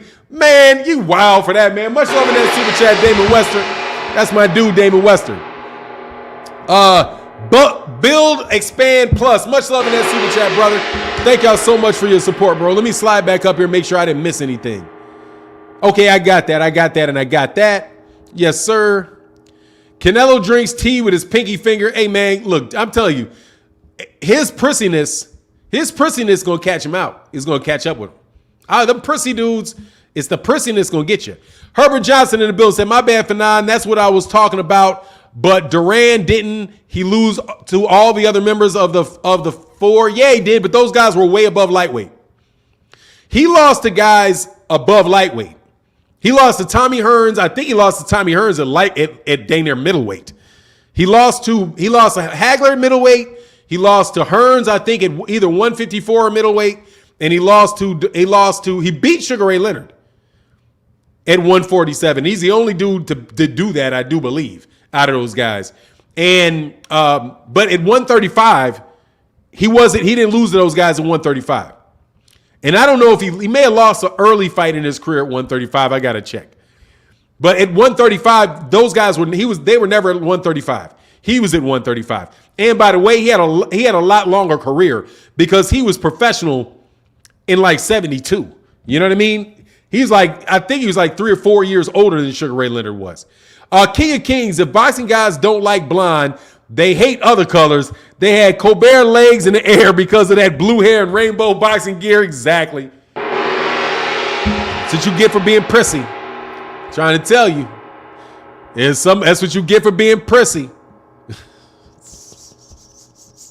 And you know I want to say something about somebody being prissy. Dog. Oh, man. I'm trying to tell you. Eric, you said avoid Josh Taylor. Spence murder Taylor. Oh, man, come on. Ain't nobody avoiding Josh Taylor. He ain't even in a weight class yet. Who talking about that? All Rifle Boxing Incorporated. So who you got winning Jose Ramirez versus Jose Pedraza this weekend? I got Ramirez, man. I got Ramirez because Pedraza's moving up in weight. But I don't know, man. Just off cuff, I got Ramirez. Just because it's a safe bet. I'm taking a safe bet with that. I don't know, though, man. Maybe Pedraza can pull it off, but I don't think he can. I think he's there to make Ramirez look good. Is what I think. You know, I think he's there to make Ramirez look good. You know what I'm saying? But you know, I ain't that impressed. I'm not that impressed with Jose Ramirez after looking at that Josh Taylor fight. No, man, he let Josh Taylor punk him, knocked him down on the break because you ain't understand this dude is dirty. Like, man, this dude is he couldn't handle how dirty he was. Lost it because how dirty the guy was. Tell you, man, that dude's dirty. Josh Taylor's dirty, that fight is tonight, which is why I'm telling you, Josh Taylor don't want to get in the ring with you. I'm telling you, Josh Taylor try any of that crap on Terence Crawford or Errol Spence Jr., especially Errol Spence Jr. Man, try that. Try it. Elbow me in the face once. Sweep across my head one time with that. Dude, I am going to remove your gonads. As soon as you do it. Boom! Oh, down. Yeah, dog. Sweep your forearm across my face again. You know what I'm saying? Sweep your forearm across my face. One more time. Act like you're trying to control my head when you're really just sweeping my face with your forearm. Dirty fighter, bro. Bearcat Hampton said Canelo is where Rocky Balboa was pre-Clubber Lang. Domesticated fighter picking hand-picked fights. Oh man, that's a great comparison. Only there isn't a Mickey to bring him back to earth and tell him he's been fighting bums. Exactly. Exactly. Man, Bearcat Hampton in that super chat, brother. Much love, bro. Much love, brother. Hey. What up, King? Man down, all the way. What's going on, 44? That, yeah, it is. Hey, man, you know I'm Team Arrow, man. That's the dude I'm rooting for. I'm Team Arrow. I'm Team Bud. Hey, dog, I'm officially Team Bud when it doesn't include Errol Spence Jr. because he's not a punk. I'm sorry, man. He ain't. When I saw, you know what endeared me to Terence Crawford, like on a personal level again? When I saw his boat. He put a picture up yesterday on his Instagram, and it was a boat, really nice boat, really nice fishing boat. Not stupid nice fishing boat. Okay, not stupid nice fishing boat, but a nice fishing boat sitting in the middle of a regular neighborhood in Nebraska. With a regular house in Nebraska. Like literally, I'm looking at the house and I'm like, dude, that is a regular neighborhood, man. That's just, he's not behind in a big old mansion. He ain't showing you diamond in his, he ain't got diamond in his teeth. He ain't got, you know what I'm saying? Lady Erica B said it took long enough for now. No, I've always been, look, seriously, man. I've always been a fan of Terence Crawford. I've always been a fan of Terence Crawford. But this Canelo Alvarez stuff had me thinking, oh, nah, dude. Yeah, no, I know it's a nice boat. Don't get me wrong. It's a nice boat. Don't get me twisted. I ain't saying it ain't no nice boat. That's a nice boat. No joke. That's a nice boat. But it is a reasonably nice boat. Boats ain't cheap, period. It's a reasonably nice boat. And by the way, it also has a purpose, which is fishing. You know what I'm saying? It's not one of those boats where really you just driving around partying on the boats. It just says something about him. It's a functional boat. I was like, this dude is, and then the times that I saw him in person, the clothes that he was wearing, because that's how I think. I'm like, I mean, what you dress like says something about you. And the dude dresses like a regular human being. Just, seriously, a regular human being. I was like, not Superman. He don't dress like, he ain't trying to show off when he's dressing. He's got style. You know what I'm saying? It's style. It's got style to it. It's very nice clothes, but it's not he ain't trying to attract all the attention in the world to himself with his clothes. You know what I mean? That's why I say I like Bud, man. That's also why I like Errol. This Errol's just very, very, very, reasonable people, man. Reasonable, down-to-earth people, man. Who will F you up. You know what I'm saying? Like the Rocky analogy. Yeah, TD Harden, much love in that super chat, bro. Yeah, that was a great one, bro. Terry Smooth said, man, I've been commenting Terence. I ain't got no hate on Terence. No joke. I really do not, brother. And Bearcat Hampton, let me hit you again on that, man. Much love in that super chat. Man, seriously, man, I don't got no hate on Bud, man.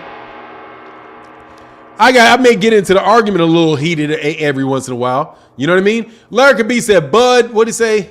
Lady Erica B said, Bud bought a food truck for my husband's cousin. Solid dude, very down to earth. Say, that's what's up, man. Yeah, I appreciate it. That's nice, man. Bought a food truck for you to take so that dude could, man, that's what's up. Yeah, man. And when I was around him at that Errol Spence Danny Garcia fight. First of all, I'm 100% sure. 100% sure he knew who I was. Like, because he purposely avoided eye contact with me. So I was like, oh, okay, yeah. I just, you know what I mean? Because Bernie the Boxer knows who I am. Ain't no way Terence Crawford don't know who I am. So I was like, okay. But it was polite. Didn't look aggressive. Didn't look like anything.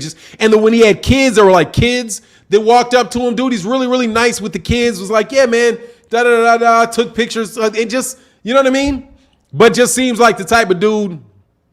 He said, nah, my boy EJ Flashy. Well, you know, he does a lot, but he ain't that flashy. The guy lives on a ranch now. I give him credit. Anyway, man, Herbert Johnson, yeah, I love how Bud lives. I just wish he would have been with Al. He could have been a star in boxing, a pay-per-view star. Much love in that super chat, bro. Nah, Aaron Pryor was at 140, bro. Aaron Pryor was definitely at 140. Definitely at 140. Definitely at 140. Our rival said, I talked to Bud at a fight for 20 minutes. Good, bro. Yeah. It's obvious that he's a good dude, man. Very, very obvious that he's a good dude. Him, what's his name's a good dude. Jamel Herring's a good dude. You know what I mean? I ain't so sure. EJ kissing Yellow Beezy though, man. Come on, man. I ain't so sure, however, about them Charlos. I ain't so sure about them Charlos. They seem like they might want to smack you in the mouth. Anyway, King Kings, come on for 9. I know you wasn't talking about my boy Dev. Just seen it. What diamond in his teeth? Devin got diamond in his teeth? What you talking about, King Kings?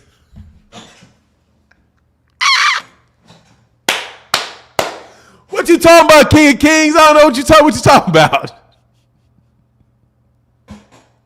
I was talking about Adrian Bronner. I was saying, soon as Adrian Bronner started putting them golds in his mouth and all that stuff, dog, it was downhill from there. Y'all don't miss nothing, huh? But see, I tried to do it all underhanded. I tried to slip it in there, dog. Y'all got me on that one. Yeah, I saw them teeth. Yes, dog, I saw the platinum. I saw the platinum and the diamonds in the teeth, man. Y'all wild, bro. Y'all kids wild, man. No joke, bro. Y'all wild, man. I got to get you up out of here, though, Mr. Whatever your name is with that. Got to go, brother. Anyway, he said, Lady Erica B said, I tried to love the Charles, but they do make it hard sometimes.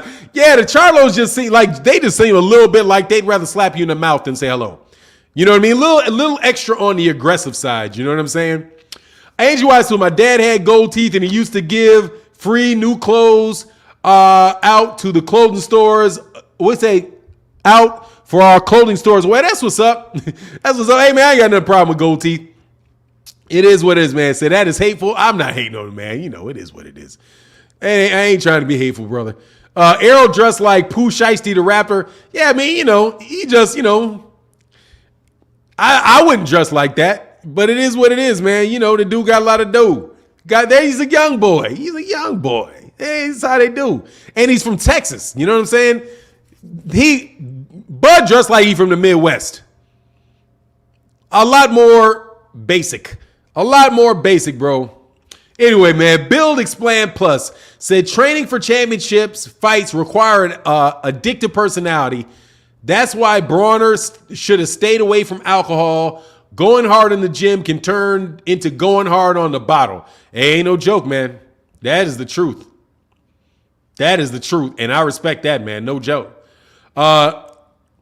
He said, JD said, Francis Nganou's latest IG pics, the flamboyant designers got to him too. Yeah, you know what I mean? Just do a little bit too much for my taste. However, that's just my taste. You know what I mean? That's just my taste. I ain't tripping it, man.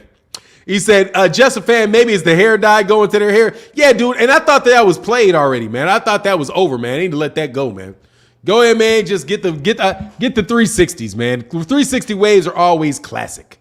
You know what I'm saying? That's always classic. But anyway, let's get back on the subject matter of the day, man. Patrick Jordan said, win, lose, or draw, Wilder, AJ make AJ might make AJ never step back into the ring again. He'll be having nightmares for the rest of his life, man. I hope we get that fight, man. Herbert Johnson said, didn't Jack Johnson have gold teeth? He also spoke several different languages. Yeah, he did. Gorilla gold teeth. Absolutely. Gorilla gold teeth. Much love in that super chat. However, let me tell you what the gold teeth back then were for. Gold teeth back then, even though he had a mouthful of gold, he had all gold. Their teeth would rot out their mouths. And that was the best replacement teeth, were the gold teeth. So that was like, otherwise you get ceramics. Not even good ceramics. You have like wooden teeth or something. They didn't have the white ceramics. Like things, dude, all these boxers look like they wearing dentures to me though. Like these dudes look like they wearing, like teeth don't really look like that, bro. You know what I mean? Teeth don't really look like that.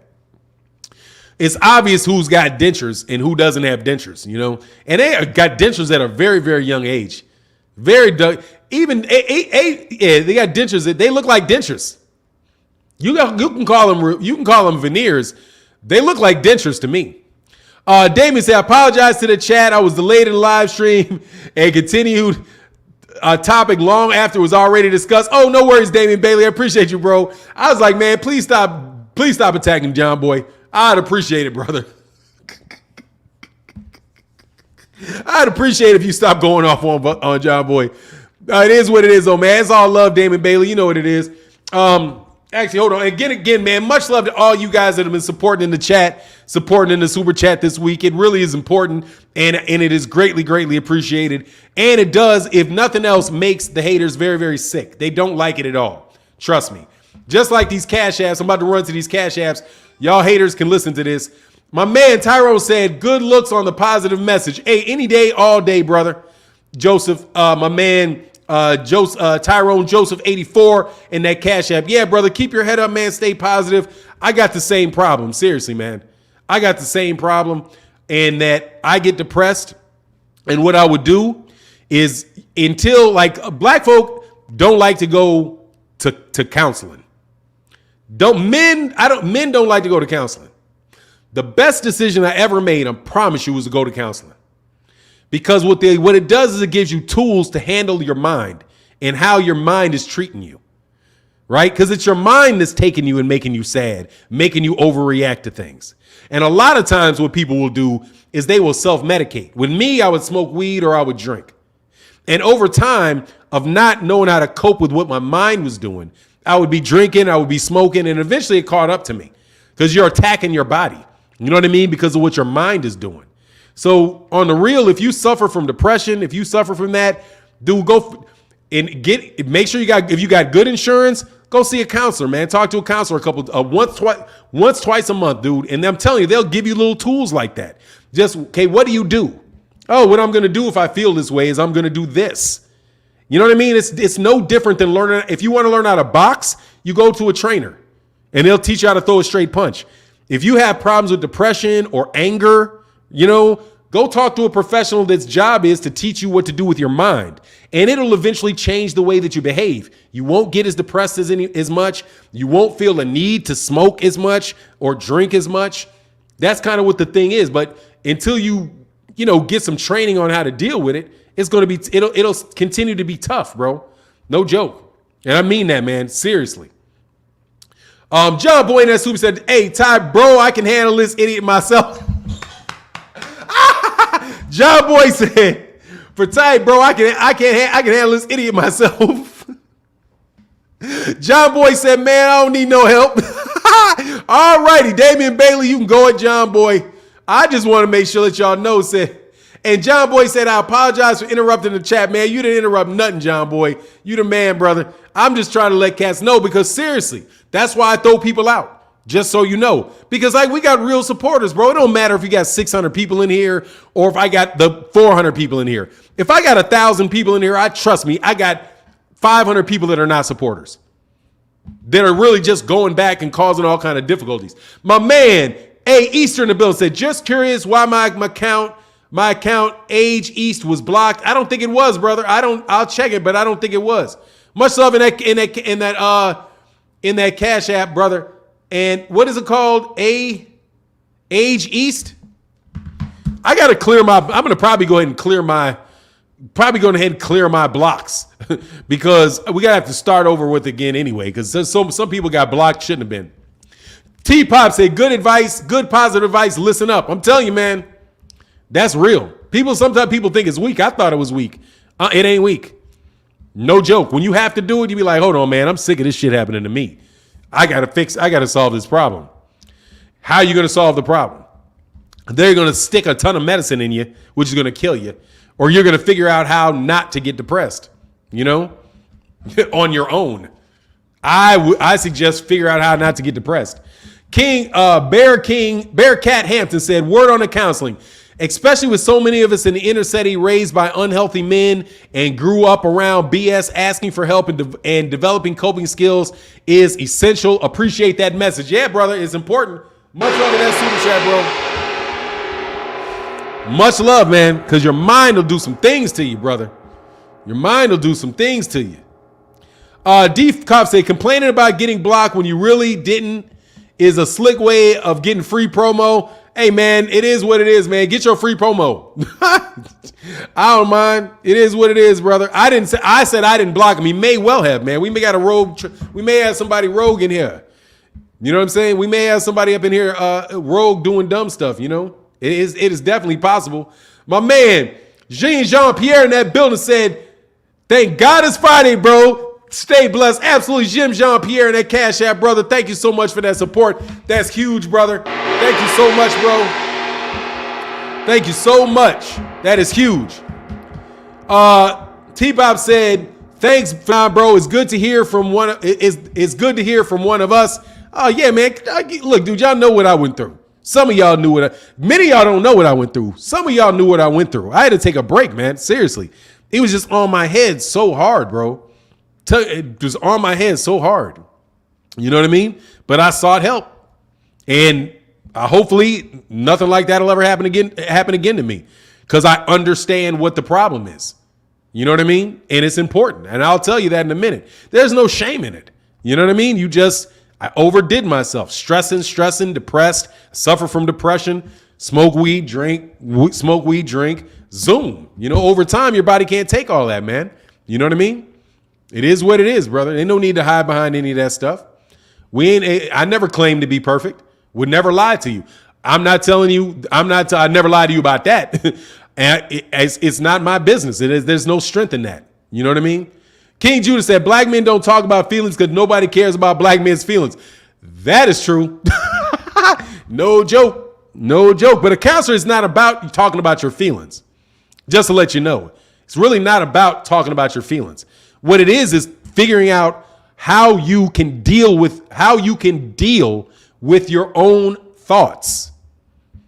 And if you have thoughts that are harsh, just like if somebody's beating you up every day, what would you tell somebody to do if somebody was beating you up every day? You'd be like, look, dude, you're going to have to learn how to fight. That's a simple answer. You walk out the door, somebody keeps punching you in the face every day. You either going to figure out how to defend yourself, or you're going to get punched in the face every day and get your stuff taken every day. You got to figure out what you're going to do. That's the same thing with people in the mid. You got to figure it out. You know what I'm saying? Got to figure it out if that's your problem. Anyway, I'm done with that.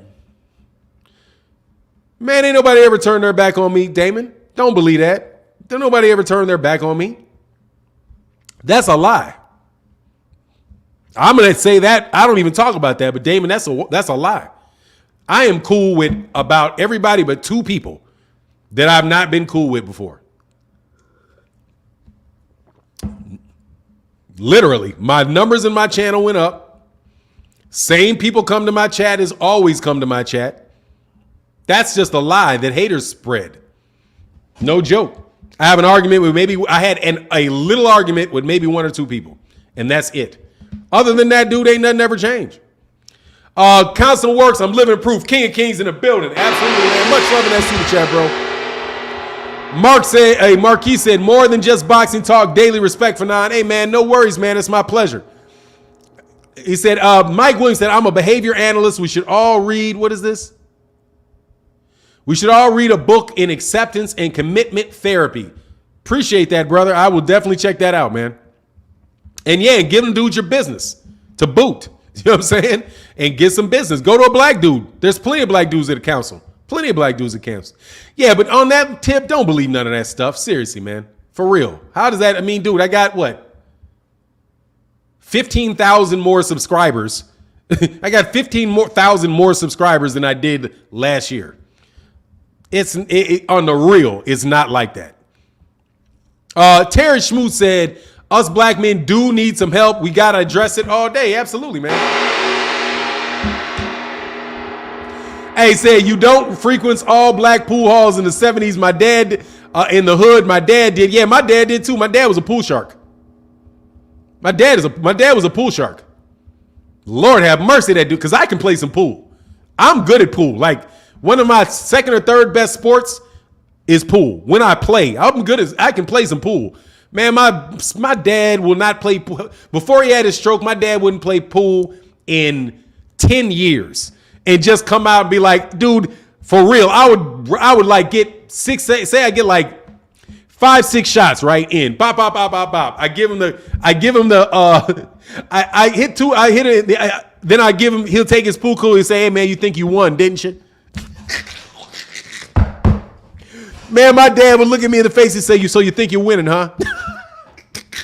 Man, I would sit down, dog, and literally, dude, my dad would just go boop, boop, boop, boop, boop, boop, boop, boop, boop, boop, boop, boop. So you think he was winning, don't you? Man, dog. That was one of my favorite memories of one of my favorite memories of when I was younger with my dad. Watching that dude play pool, man. God, dog, that man was because literally, dude, he fed his family paying pool. You know what I'm saying? Like, he didn't take it as no joke. It was on the real. Bearcat Ham says, speaking of counselors, Quagnello Stan need counseling for a different sport. Yeah, exactly, man. We didn't talk about it, bro. Much love in that super chat, bro. I didn't even have to talk about that dude today. You know that's good. Hey, Jawani Elliott said, I think Jaron Ennis gonna get upset by Clayton. Custio Clayton, I don't think so, bro. I don't think so, man. I don't think so. I think he's going to stop Custio Clayton is what I think. Custio Clayton's a good fighter. Who did Custio Clayton go? Didn't Custio Clayton go life and death with Sergio Lipinets? I'm pretty sure he's the guy that people thought that Sergio Lipinets beat. I got to go look at his record again, man. Noid Gency said, here's the thing about depression. Take whatever you want. And if you need medication, you should take it, no doubt. But perhaps most important is to get out of yourself. Do something for somebody else. It helps. Definitely. Absolutely. Get out of your own head, man. It is tough, man. Yeah, but it is what it is. You know what it is. Anyway, TY said, Fernand, I grew up playing against OGs, and once they break, you won't get a chance to shoot. Exactly. It's like, not bad, dog. He said, I think that. You think you got it, huh? He said, so you think you winning, huh? Man, I was like, man, why won't you man? My dad would, man. Anyway, man, my dad gonna be over tomorrow, man. I can't wait, man. Mike Kirkland in that super chat, brother. Thank y'all so much for supporting, bro. Mike Kirkland said, exercise is the best medicine for me. Weed is second. It keeps me from drinking as much. Hey, much love in that super chat. Yeah. For me, weed, no. Weed makes me paranoid, which makes me smoke more weed. So no, that is a no for me. And honestly, man, drinking, it's like, I guess got to make sure, like, I try to go like 5 days without touching nothing.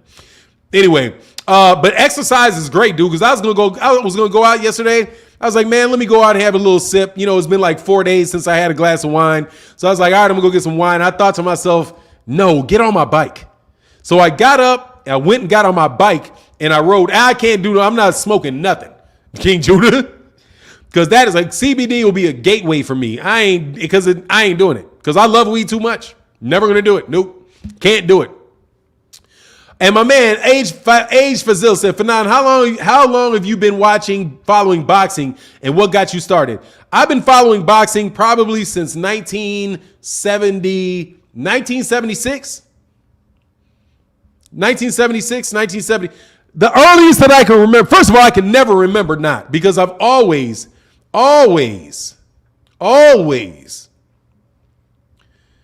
loved Muhammad Ali. Like, I can't remember not. You know what I'm saying? Like, I was a Muhammad Ali fan earlier than I can remember anything.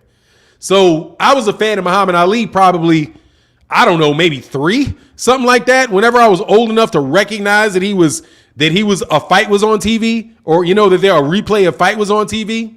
So I was always a Muhammad Ali fan. And then older I got, like 7, 8 years old, stuff like that, I started paying attention, you know, to other fighters. In the 80s, I was a little bit out of it during the 80s because that's when I was really going to school. In the 90s, I got more into it. I got really into it in the 90s again, really into it in the 2000s, 2010 to 2020, really, really into it. And now it's just my thing, you know? For now, I get drunk at a pull-up and dip bar and smoke weed. You wild, bro. Anyway, hey, man, yes, sir. Much love to you and all the other Gen X's in the house. That's what's up. You know what it is. Mr. Quick, I've been into boxing a long time, man, which is why I don't want to hear y'all nincompoops talking to me about Canelo. Man, Canelo is going to be, I promise you, Duke, the way Canelo's going to be forgotten way before Floyd Mayweather Jr. because he's not giving you any fights to remember. That's how it works. You Canelo Alvarez fans, I'm telling you, Canelo talking about legacy and history, dude, you're going to be forgotten, brother. You're not fighting anybody that anybody cares about. Everybody, your fans are claiming, and boxing's claiming nobody's good enough to beat you. So if nobody's good enough to beat you, you can never prove yourself. And the biggest fight you ever had is your loss to Floyd Mayweather. That's it. You're never, dude, he's never, ever going to be some historic fighter. It'll never happen. The way that Canelo Alvarez is going, nobody's going to care about how many junk ass belts that he got. You know why? Because somebody else is going to come and get more junk belts. Dude, people think belts are junk. They're junk. That's what they are. There's a marketing ploy. The belt itself is a marketing ploy. Nobody cares about your belts. You know what I'm saying? And how many pictures you get to take holding a bunch of belts. They care about who you fought.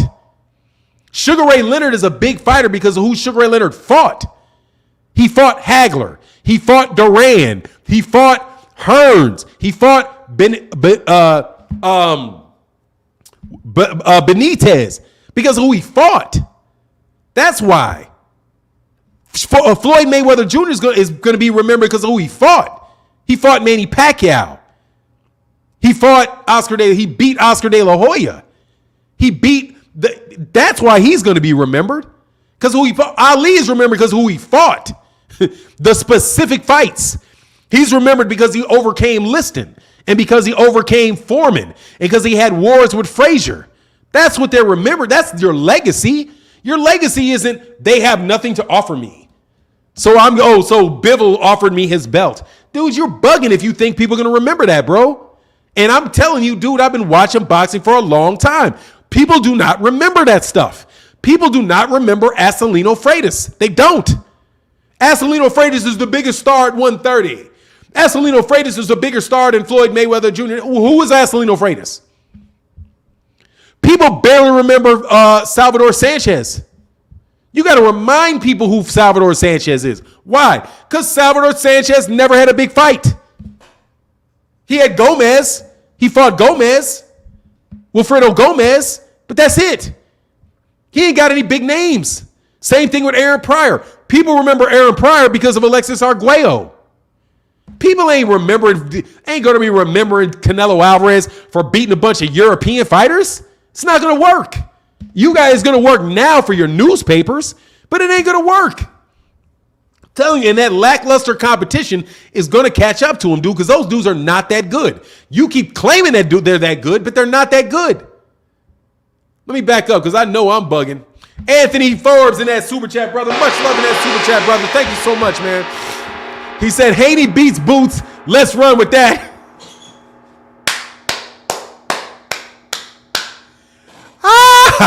Yeah.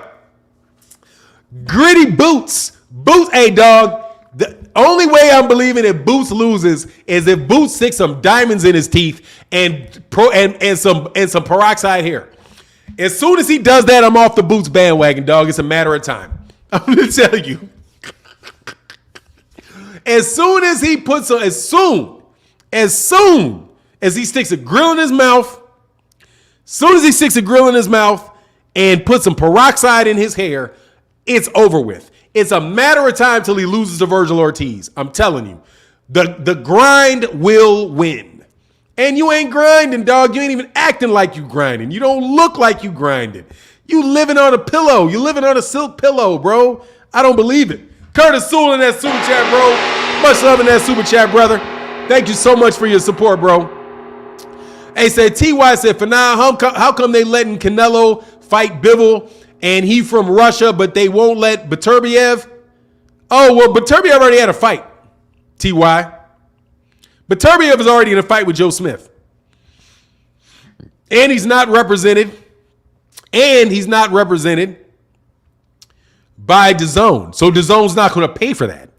And also, I doubt very much that he's going to get a guaranteed offer for $40 million against for a Bivol fight, a Beterbiev fight on ESPN. They're not going to throw their money away. DAZN is throwing their money away on these two Canelo Alvarez fights. Period. Throwing their money away. They're not going to recoup that crap. You know what I'm saying? They're not going to recoup that crap. You know what I'm saying? You know what I mean?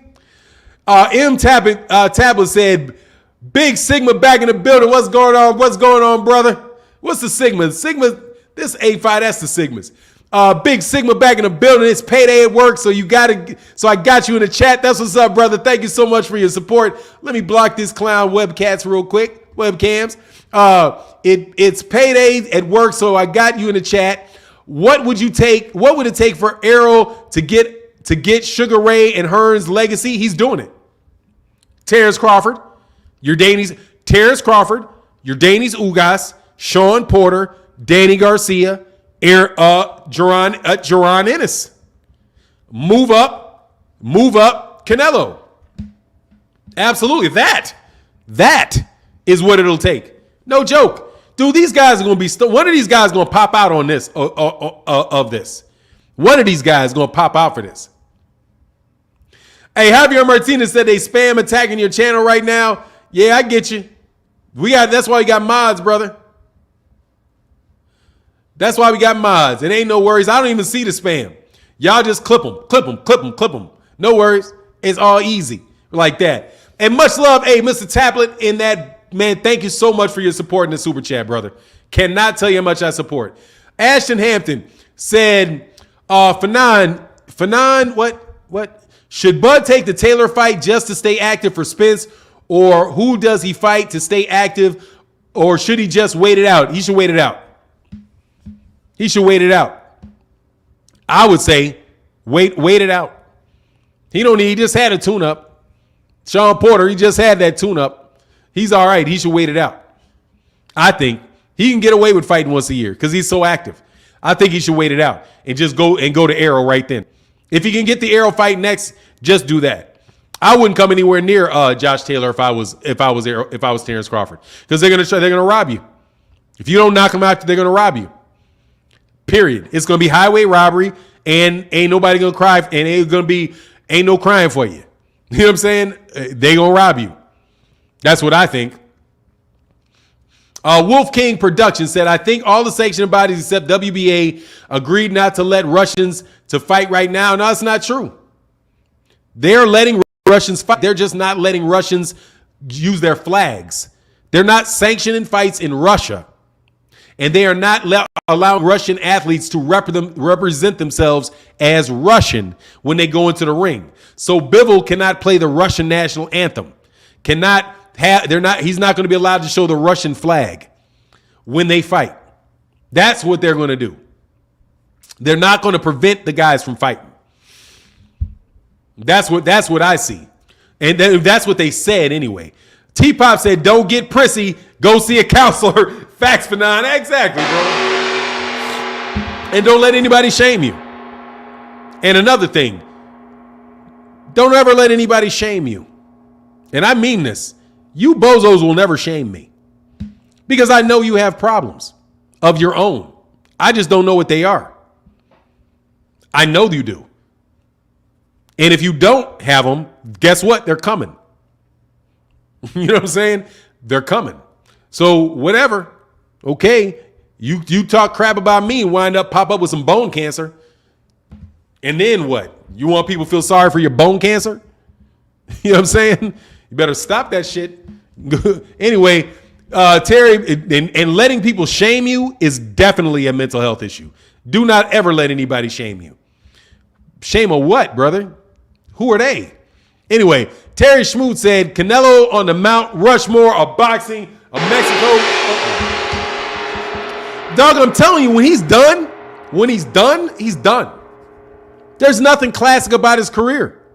He's an 85 division world champ. It's already been done. You're not going to get more than Manny Pacquiao. And guess what? Nobody cares about how many divisions Manny Pacquiao won fights in.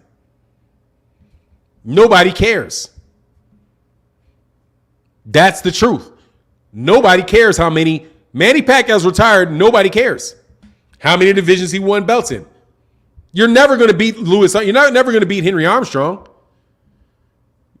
You're never going to beat Henry Armstrong. It's not possible. You're not going to get half of the belts in boxing. It's already been done. It was done in the 60s. They split it up so nobody could do it again. You'll never catch that, ever. You're never going to have a guy hold all the belts from 122 pounds all the way up to 160 pounds. He literally held all the belts from 122 pounds to, or is that even more than that? Yeah, because it's 126. Everything from he had 122, 126, 130, 135, 140, and 147. He held them all at the same time. He was undisputed in by today's weight standards, he was undisputed in 6 weight divisions at the same time. Canelo can never beat that. You can't do it. Not possible. And tell me I'm lying. Everybody that campaigned in those weight classes, Henry Armstrong was the champion and the only one. At 126, because there was no 122. 122s were fighting at 126 at the time. So he had 122, 126, 130, 135, 140, and 147, all at the same time, and he was undisputed. Now, unless Canelo Alvarez can be undisputed in 6 weight classes at the same time, shut up. Won't happen. Never will happen. He will never catch that, ever. It's not possible. No way. No way. No way. And defend him multiple times in the same year. And defend him. Not, well, I've got these belts. I don't need to fight you. What do you have to offer me? Man, dog, seriously, man, his resume looks like trash compared to Henry Armstrong's. It looks like trash compared to Henry Armstrong. How are you going to beat that? You're not going to. You're not going to. Manny Pacquiao cannot beat that. Cannot. Undisputed in 6 weight classes at the same time. The only champion, which this guy's a champion, but it doesn't really matter. No, well, I didn't fight that because Canelo is undisputed in one champ. He literally is undisputed. He's not undisputed in any historic weight class. None. Because he's at 168. That's 175. 168 is 175. That's light heavyweight for the vast majority of boxing history until guys like Bob Arum and the WBA and the WBC decided to split boxing up into 1,000,000 pieces so they can always have a champion. No joke. R.I.P. Jones. Who's Jones? Anyway, Norgen said these MFers in prison for a long time or life who wouldn't be there if they talk to a therapist. Crazy thing is some of them talk to therapists now inside. Yeah, man, you better. You don't have to, but, it helps. No joke. It's just like a mental trainer, bro. It's a mental trainer. That's what they're doing. They're training you to think differently. And if you think differently for a little bit of time, you know what I mean? Trey Brown said, I'm mad just like you for nine that Canelo is the face of boxing. He's not the face of boxing, Trey. I'm not mad that he's the face of boxing. Number one, he's not the face of boxing. You think he's the face of boxing. I don't think he's the face of boxing. Trust me. I think about boxing all the time, and I don't think about Canelo. No worries. Why do you think? Not 122 to 54, because 54 is 60. It's to 47, not 54, because 54 is 60. 54 is part of that's junior middleweight. Super welterweight after welterweights, or junior below the middleweights. It's middleweight. Is there racial hate towards Canelo? I have no idea. I don't even know what race Canelo is. I don't know. Does he? I have no idea. I don't hate him because of what? Why would I hate him? Because of what? Because of his nationality? No. I like Oscar De La Hoya better than him. No. It's him not fighting people. Easy. It's him not fighting the guys that are in his weight class that people want to see him fight. That's just simple, straight out there. You guys are hiding behind that nonsense. Trying to claim he's a victim. How you gonna claim Canelo's a victim? Oh, Canelo had the ability to pick these guys. I don't know what Canelo Alvarez is. I have no idea. I found out Mikey Garcia was white. I had no clue.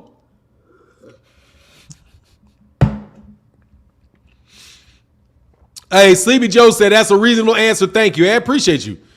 I have no problem with Canelo Alvarez being Mexican at all. No problem. Knock yourself out. I want to see the guy fight. My problem is that he's not fighting the guys like you guys just making up. I mean, people just making up that, Bivol. Like, Bivol. Like, I'm still amazed, bro. Bivol. That you guys are trying to pass off Bivol in some big competition. Like, stop it. You know what I'm saying? But you see, stop. 3 weeks, a month ago, ain't nobody even remotely thinking about Bivol is one of the best fighters in boxing. Nobody thinks he's the best in his weight class. Not even Canelo. I could see if he was fighting Beterbiev. You'd be like, man, he's fighting Beterbiev. But you acting like fighting Bivol is like fighting Beterbiev. It's not. You know what I'm saying? Like, stop. Stop it. Anyway, man.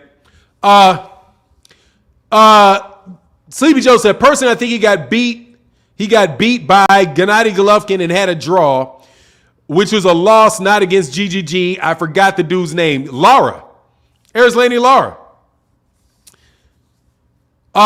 Noir Gente said, well, to be fair, it was 3 weight classes in Hank's day, but those were definitely the weight ranges. Yeah, but there was only 8 weight classes. Be fair. And say, 3 weight classes in his day, which was 40% of the weight classes, 40% weight classes in boxing. It's the weight range. It's the weight range is the thing. He was controlling it from 122 pounds to 147 pounds. Due to weight ranges. 120, if you want to get out of the weight classes, take the weight range. He was controlling 120, the end of 122, from 122 to 147. You don't have to, that's just the truth. He held all the belts from 122 to 147.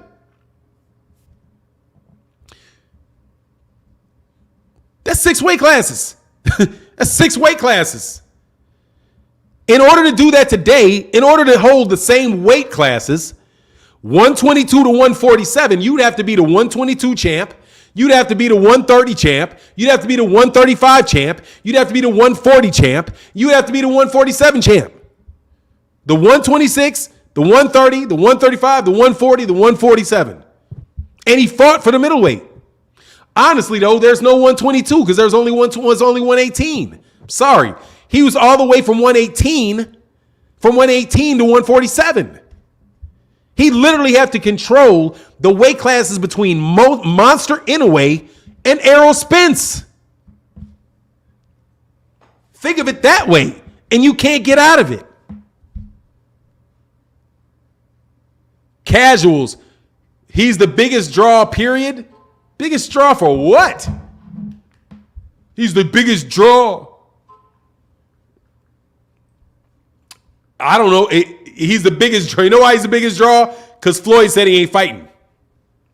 That's why he's the biggest draw.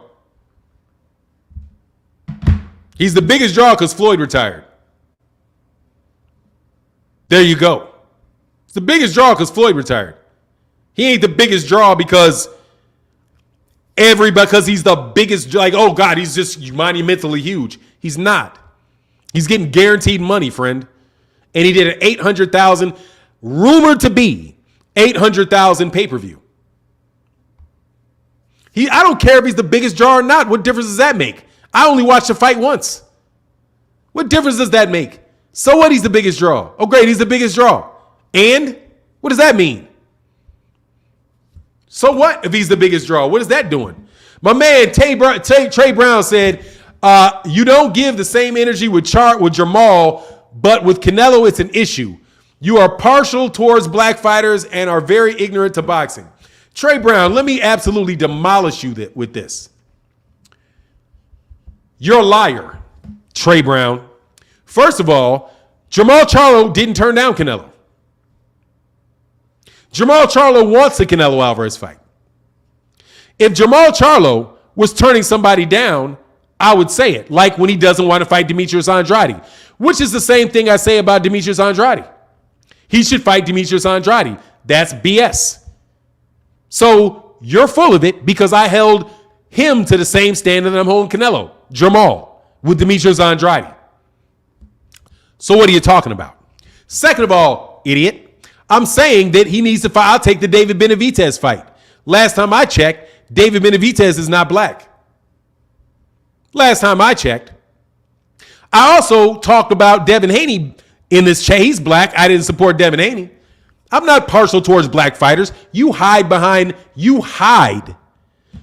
this fictional race card is what you're doing. And you're trying to put the blame on me for Canelo not fighting the guy. What does what I think have to do with Canelo fighting the guy? What you're doing is called ad hominem because you have no justification for him not fighting Charlo and fighting somebody you don't even care about. You think you can turn around and insult me, and that's going to somehow make what Canelo Alvarez did better.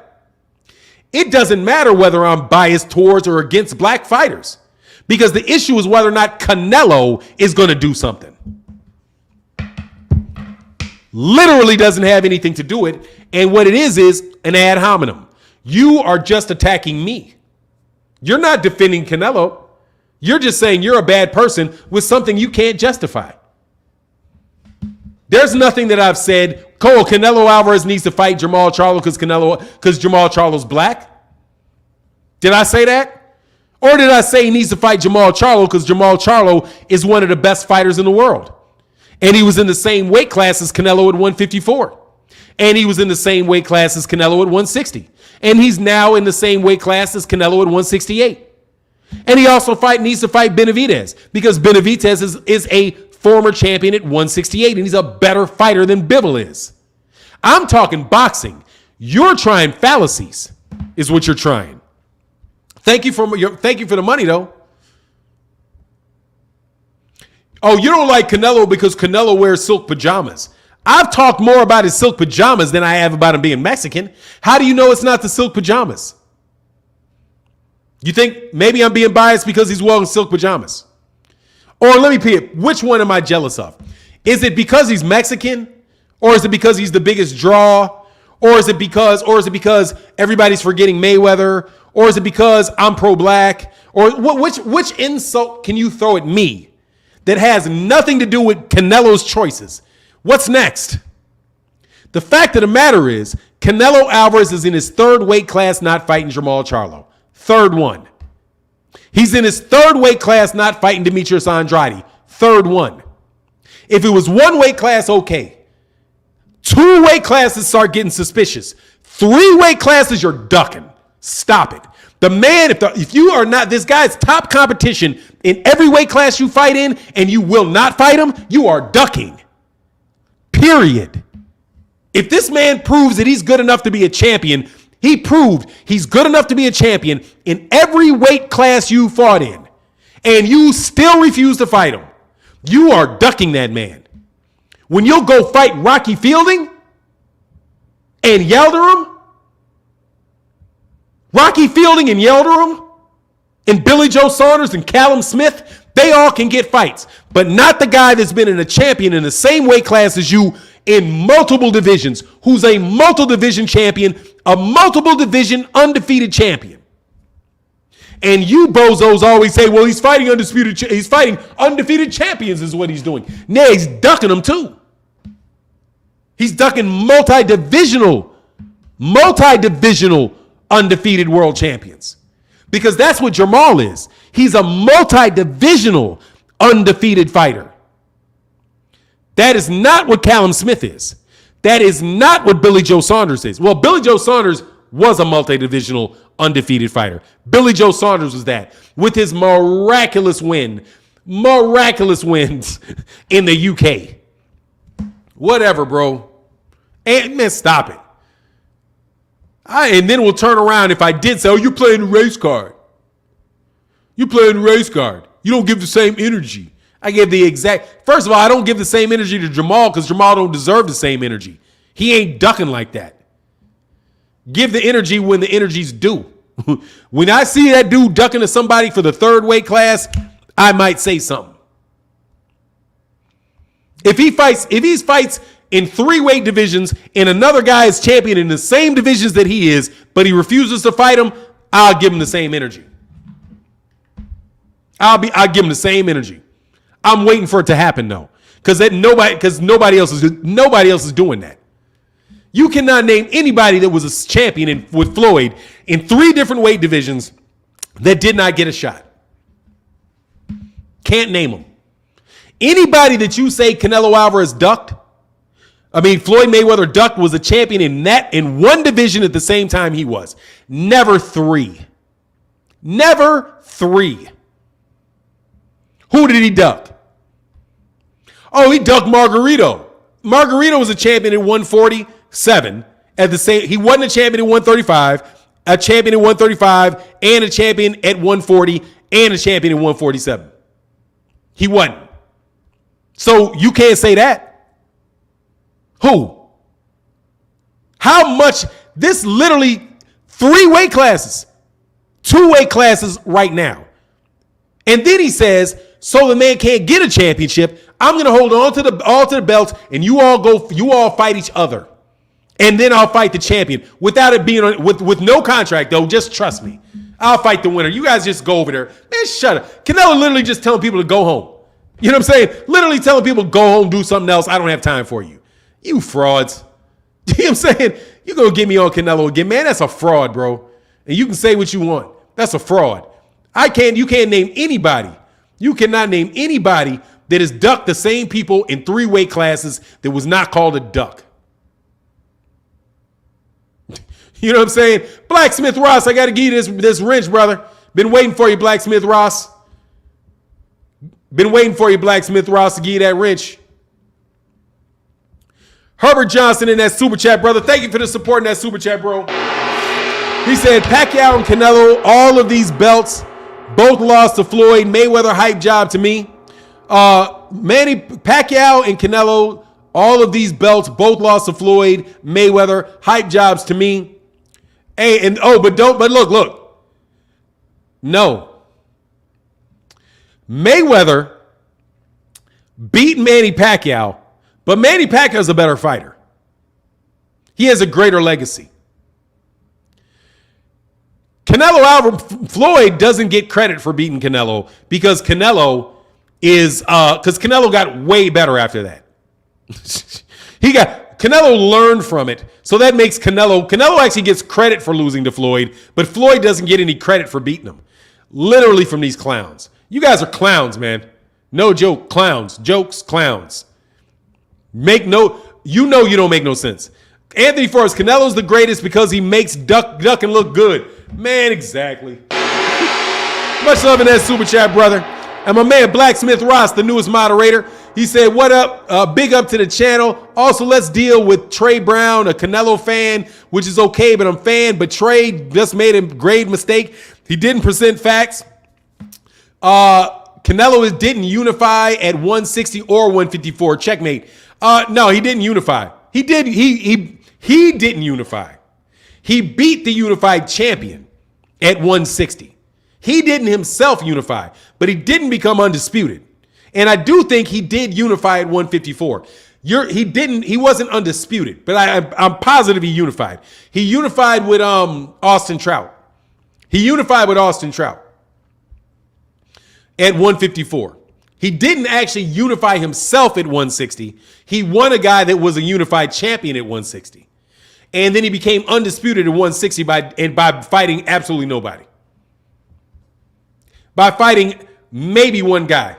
He fought one decent fighter for his historic run that he could manage to do in a year. He didn't even need a break. It's like, man, why am I going to take a break? These guys are easy. Let's run through them this year. You know, man, let's get out of here, brother. You trying to sell that? You trying to sell tickets? I get it. He tried to sell them tickets, trying to convince people. Man, get out of here. Josh Brown said, I never hear you say anything about what I'm going to say, so maybe I need to stop going to your channel. I don't know what you're talking about, Josh Brown. Luck of the draw, homie. If I don't see you, what you want me to say? See you later, brother. Try a super chat on occasion. If people super chat and support the channel, you don't have to. I read all kind of people that don't super chat. However, if somebody in the history of the channel has, typically I see them because I recognize their name. They support the channel. I'm not going to skip past something that somebody that regularly supports the channel and is here every day to read your comment, bro. Especially if you just clowning, which you have, and I have read your comments before. But that will tell you right there why I don't read your comments. I mean, I don't see everybody's comments, dude. Seriously, the chat moves. I don't see everybody's comment. You know? Trey Brown, answer my question about you don't hold Charles to the same standard that you do Canelo regarding them fighting two competition. I do. I absolutely do hold him to the same standard. I'm trying to get Jamal Charles to fight Canelo. Isn't Canelo Alvarez top competition, Trey? What do you mean? I'm literally saying I want to see Jamal Charlo fight Canelo. Canelo is top competition, dummy. I'm literally trying to get him to fight the best competition there is. What do you mean? Do you think before you type? Canelo Alvarez is top competition. I'm trying to get Canelo. I want to see Jamal Charlo fight top competition. What? What do you think I should want him to fight Bivol? Is that what you mean? I should be calling for Jamal Charlo to fight Bivol? Or I should be fighting, who? Jamal Charlo. Fight Callum Smith? Jamal Charlo, fight Yildirim? What do you mean? I want them all to fight each other. That is stupid, brother. Seriously, think about what you say. You can't tell me I'm not trying to get Jamal Charlo to fight top competition when I'm trying to get him to fight Canelo. What do you mean? You're just making an excuse for Canelo not fighting him. You literally are doing that. I'm trying to get him to fight. Yes, I do. Canelo Alvarez is top competition. Emilio Sanchez. Canelo Alvarez is the best guy at 168 pounds. I want to see Jamal Charlo fight the best guy at 168. That's what I want to see Jamal Charlo do. That is literally asking him to fight top competition. What do you mean? If I say I want to see Demetrius Andrade fight Canelo Alvarez is the unified, undisputed champion at 168. That is me wanting to see Demetrius Andrade fight top competition. Are you stupid? I want both guys to fight. I'm not saying, oh, Andrade doesn't have to fight Canelo. Oh, I don't want to see Andrade fight Canelo. Can you name better competition for Jamal Charlo than Canelo Alvarez? Dummy. Can you? Once again, you're hiding you're trying to mask I don't want Canelo Alvarez to fight him. If Canelo Alvarez is the best fighter, I want to see the best fight the best. You cannot tell me in one breath that Charlo is not the best, Andrade isn't the best, and Beterbiev isn't the best. You want to see them fight each other. Well, that means you want to see the not the best fight not the best. Because you're saying they're not the best. So you're actually asking me to call for the best not to fight the best. When you say, ask him to fight Andrade. Well, you're telling me Andrade isn't the best, aren't you? I'm telling them to all fight the best. I don't want to see anything but the best fight the best. And if Canelo is fighting, he's the best. I want to see Canelo fight the best, which is not Bivol. Because you ain't never said somebody needs to fight Bivol, not never. In your life, have you got out here talking about who Bivol needs to fight and who needs to fight Bivol?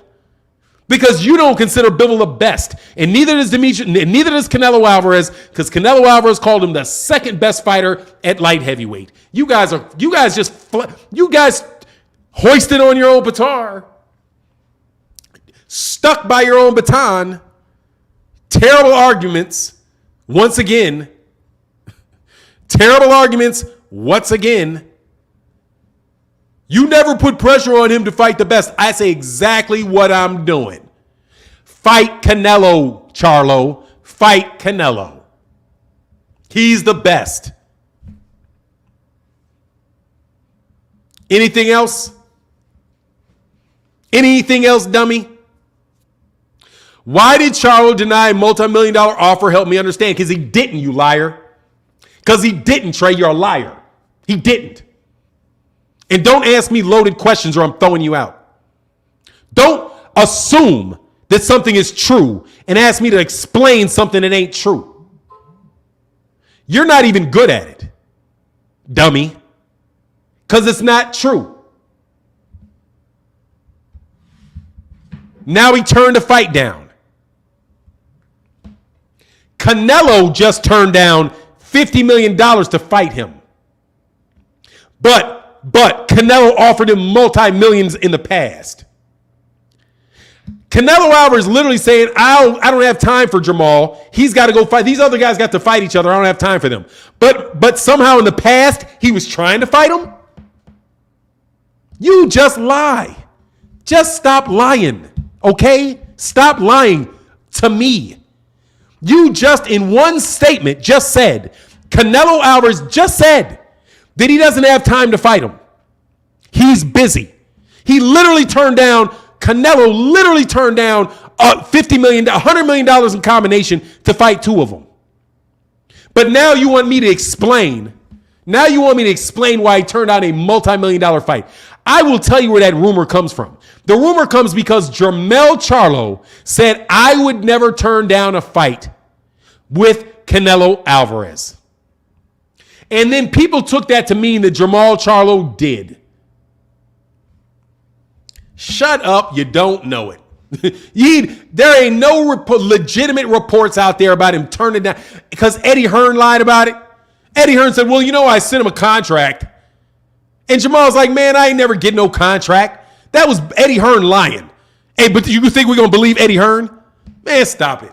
Y'all are terrible. Anyway, I got to get out of here.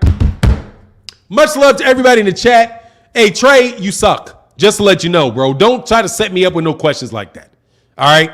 And on the real, I'm going to throw you out, homie. The next time you try to set me up with some loaded question like that, I'm just going to throw you out flat out. Why did your mother sleep with the mailman? Help me understand. What? Did you really say it? Yeah, I'm asking. Why did your mother sleep with the mailman? Help me understand. That's the type of question that you ask me. Ain't nobody trying to hear your stupidity, man. You don't know around this joint. Anyway, it is what it is, man. Try that. Like I said, try it on a sucker, okay? Get out of here, bro.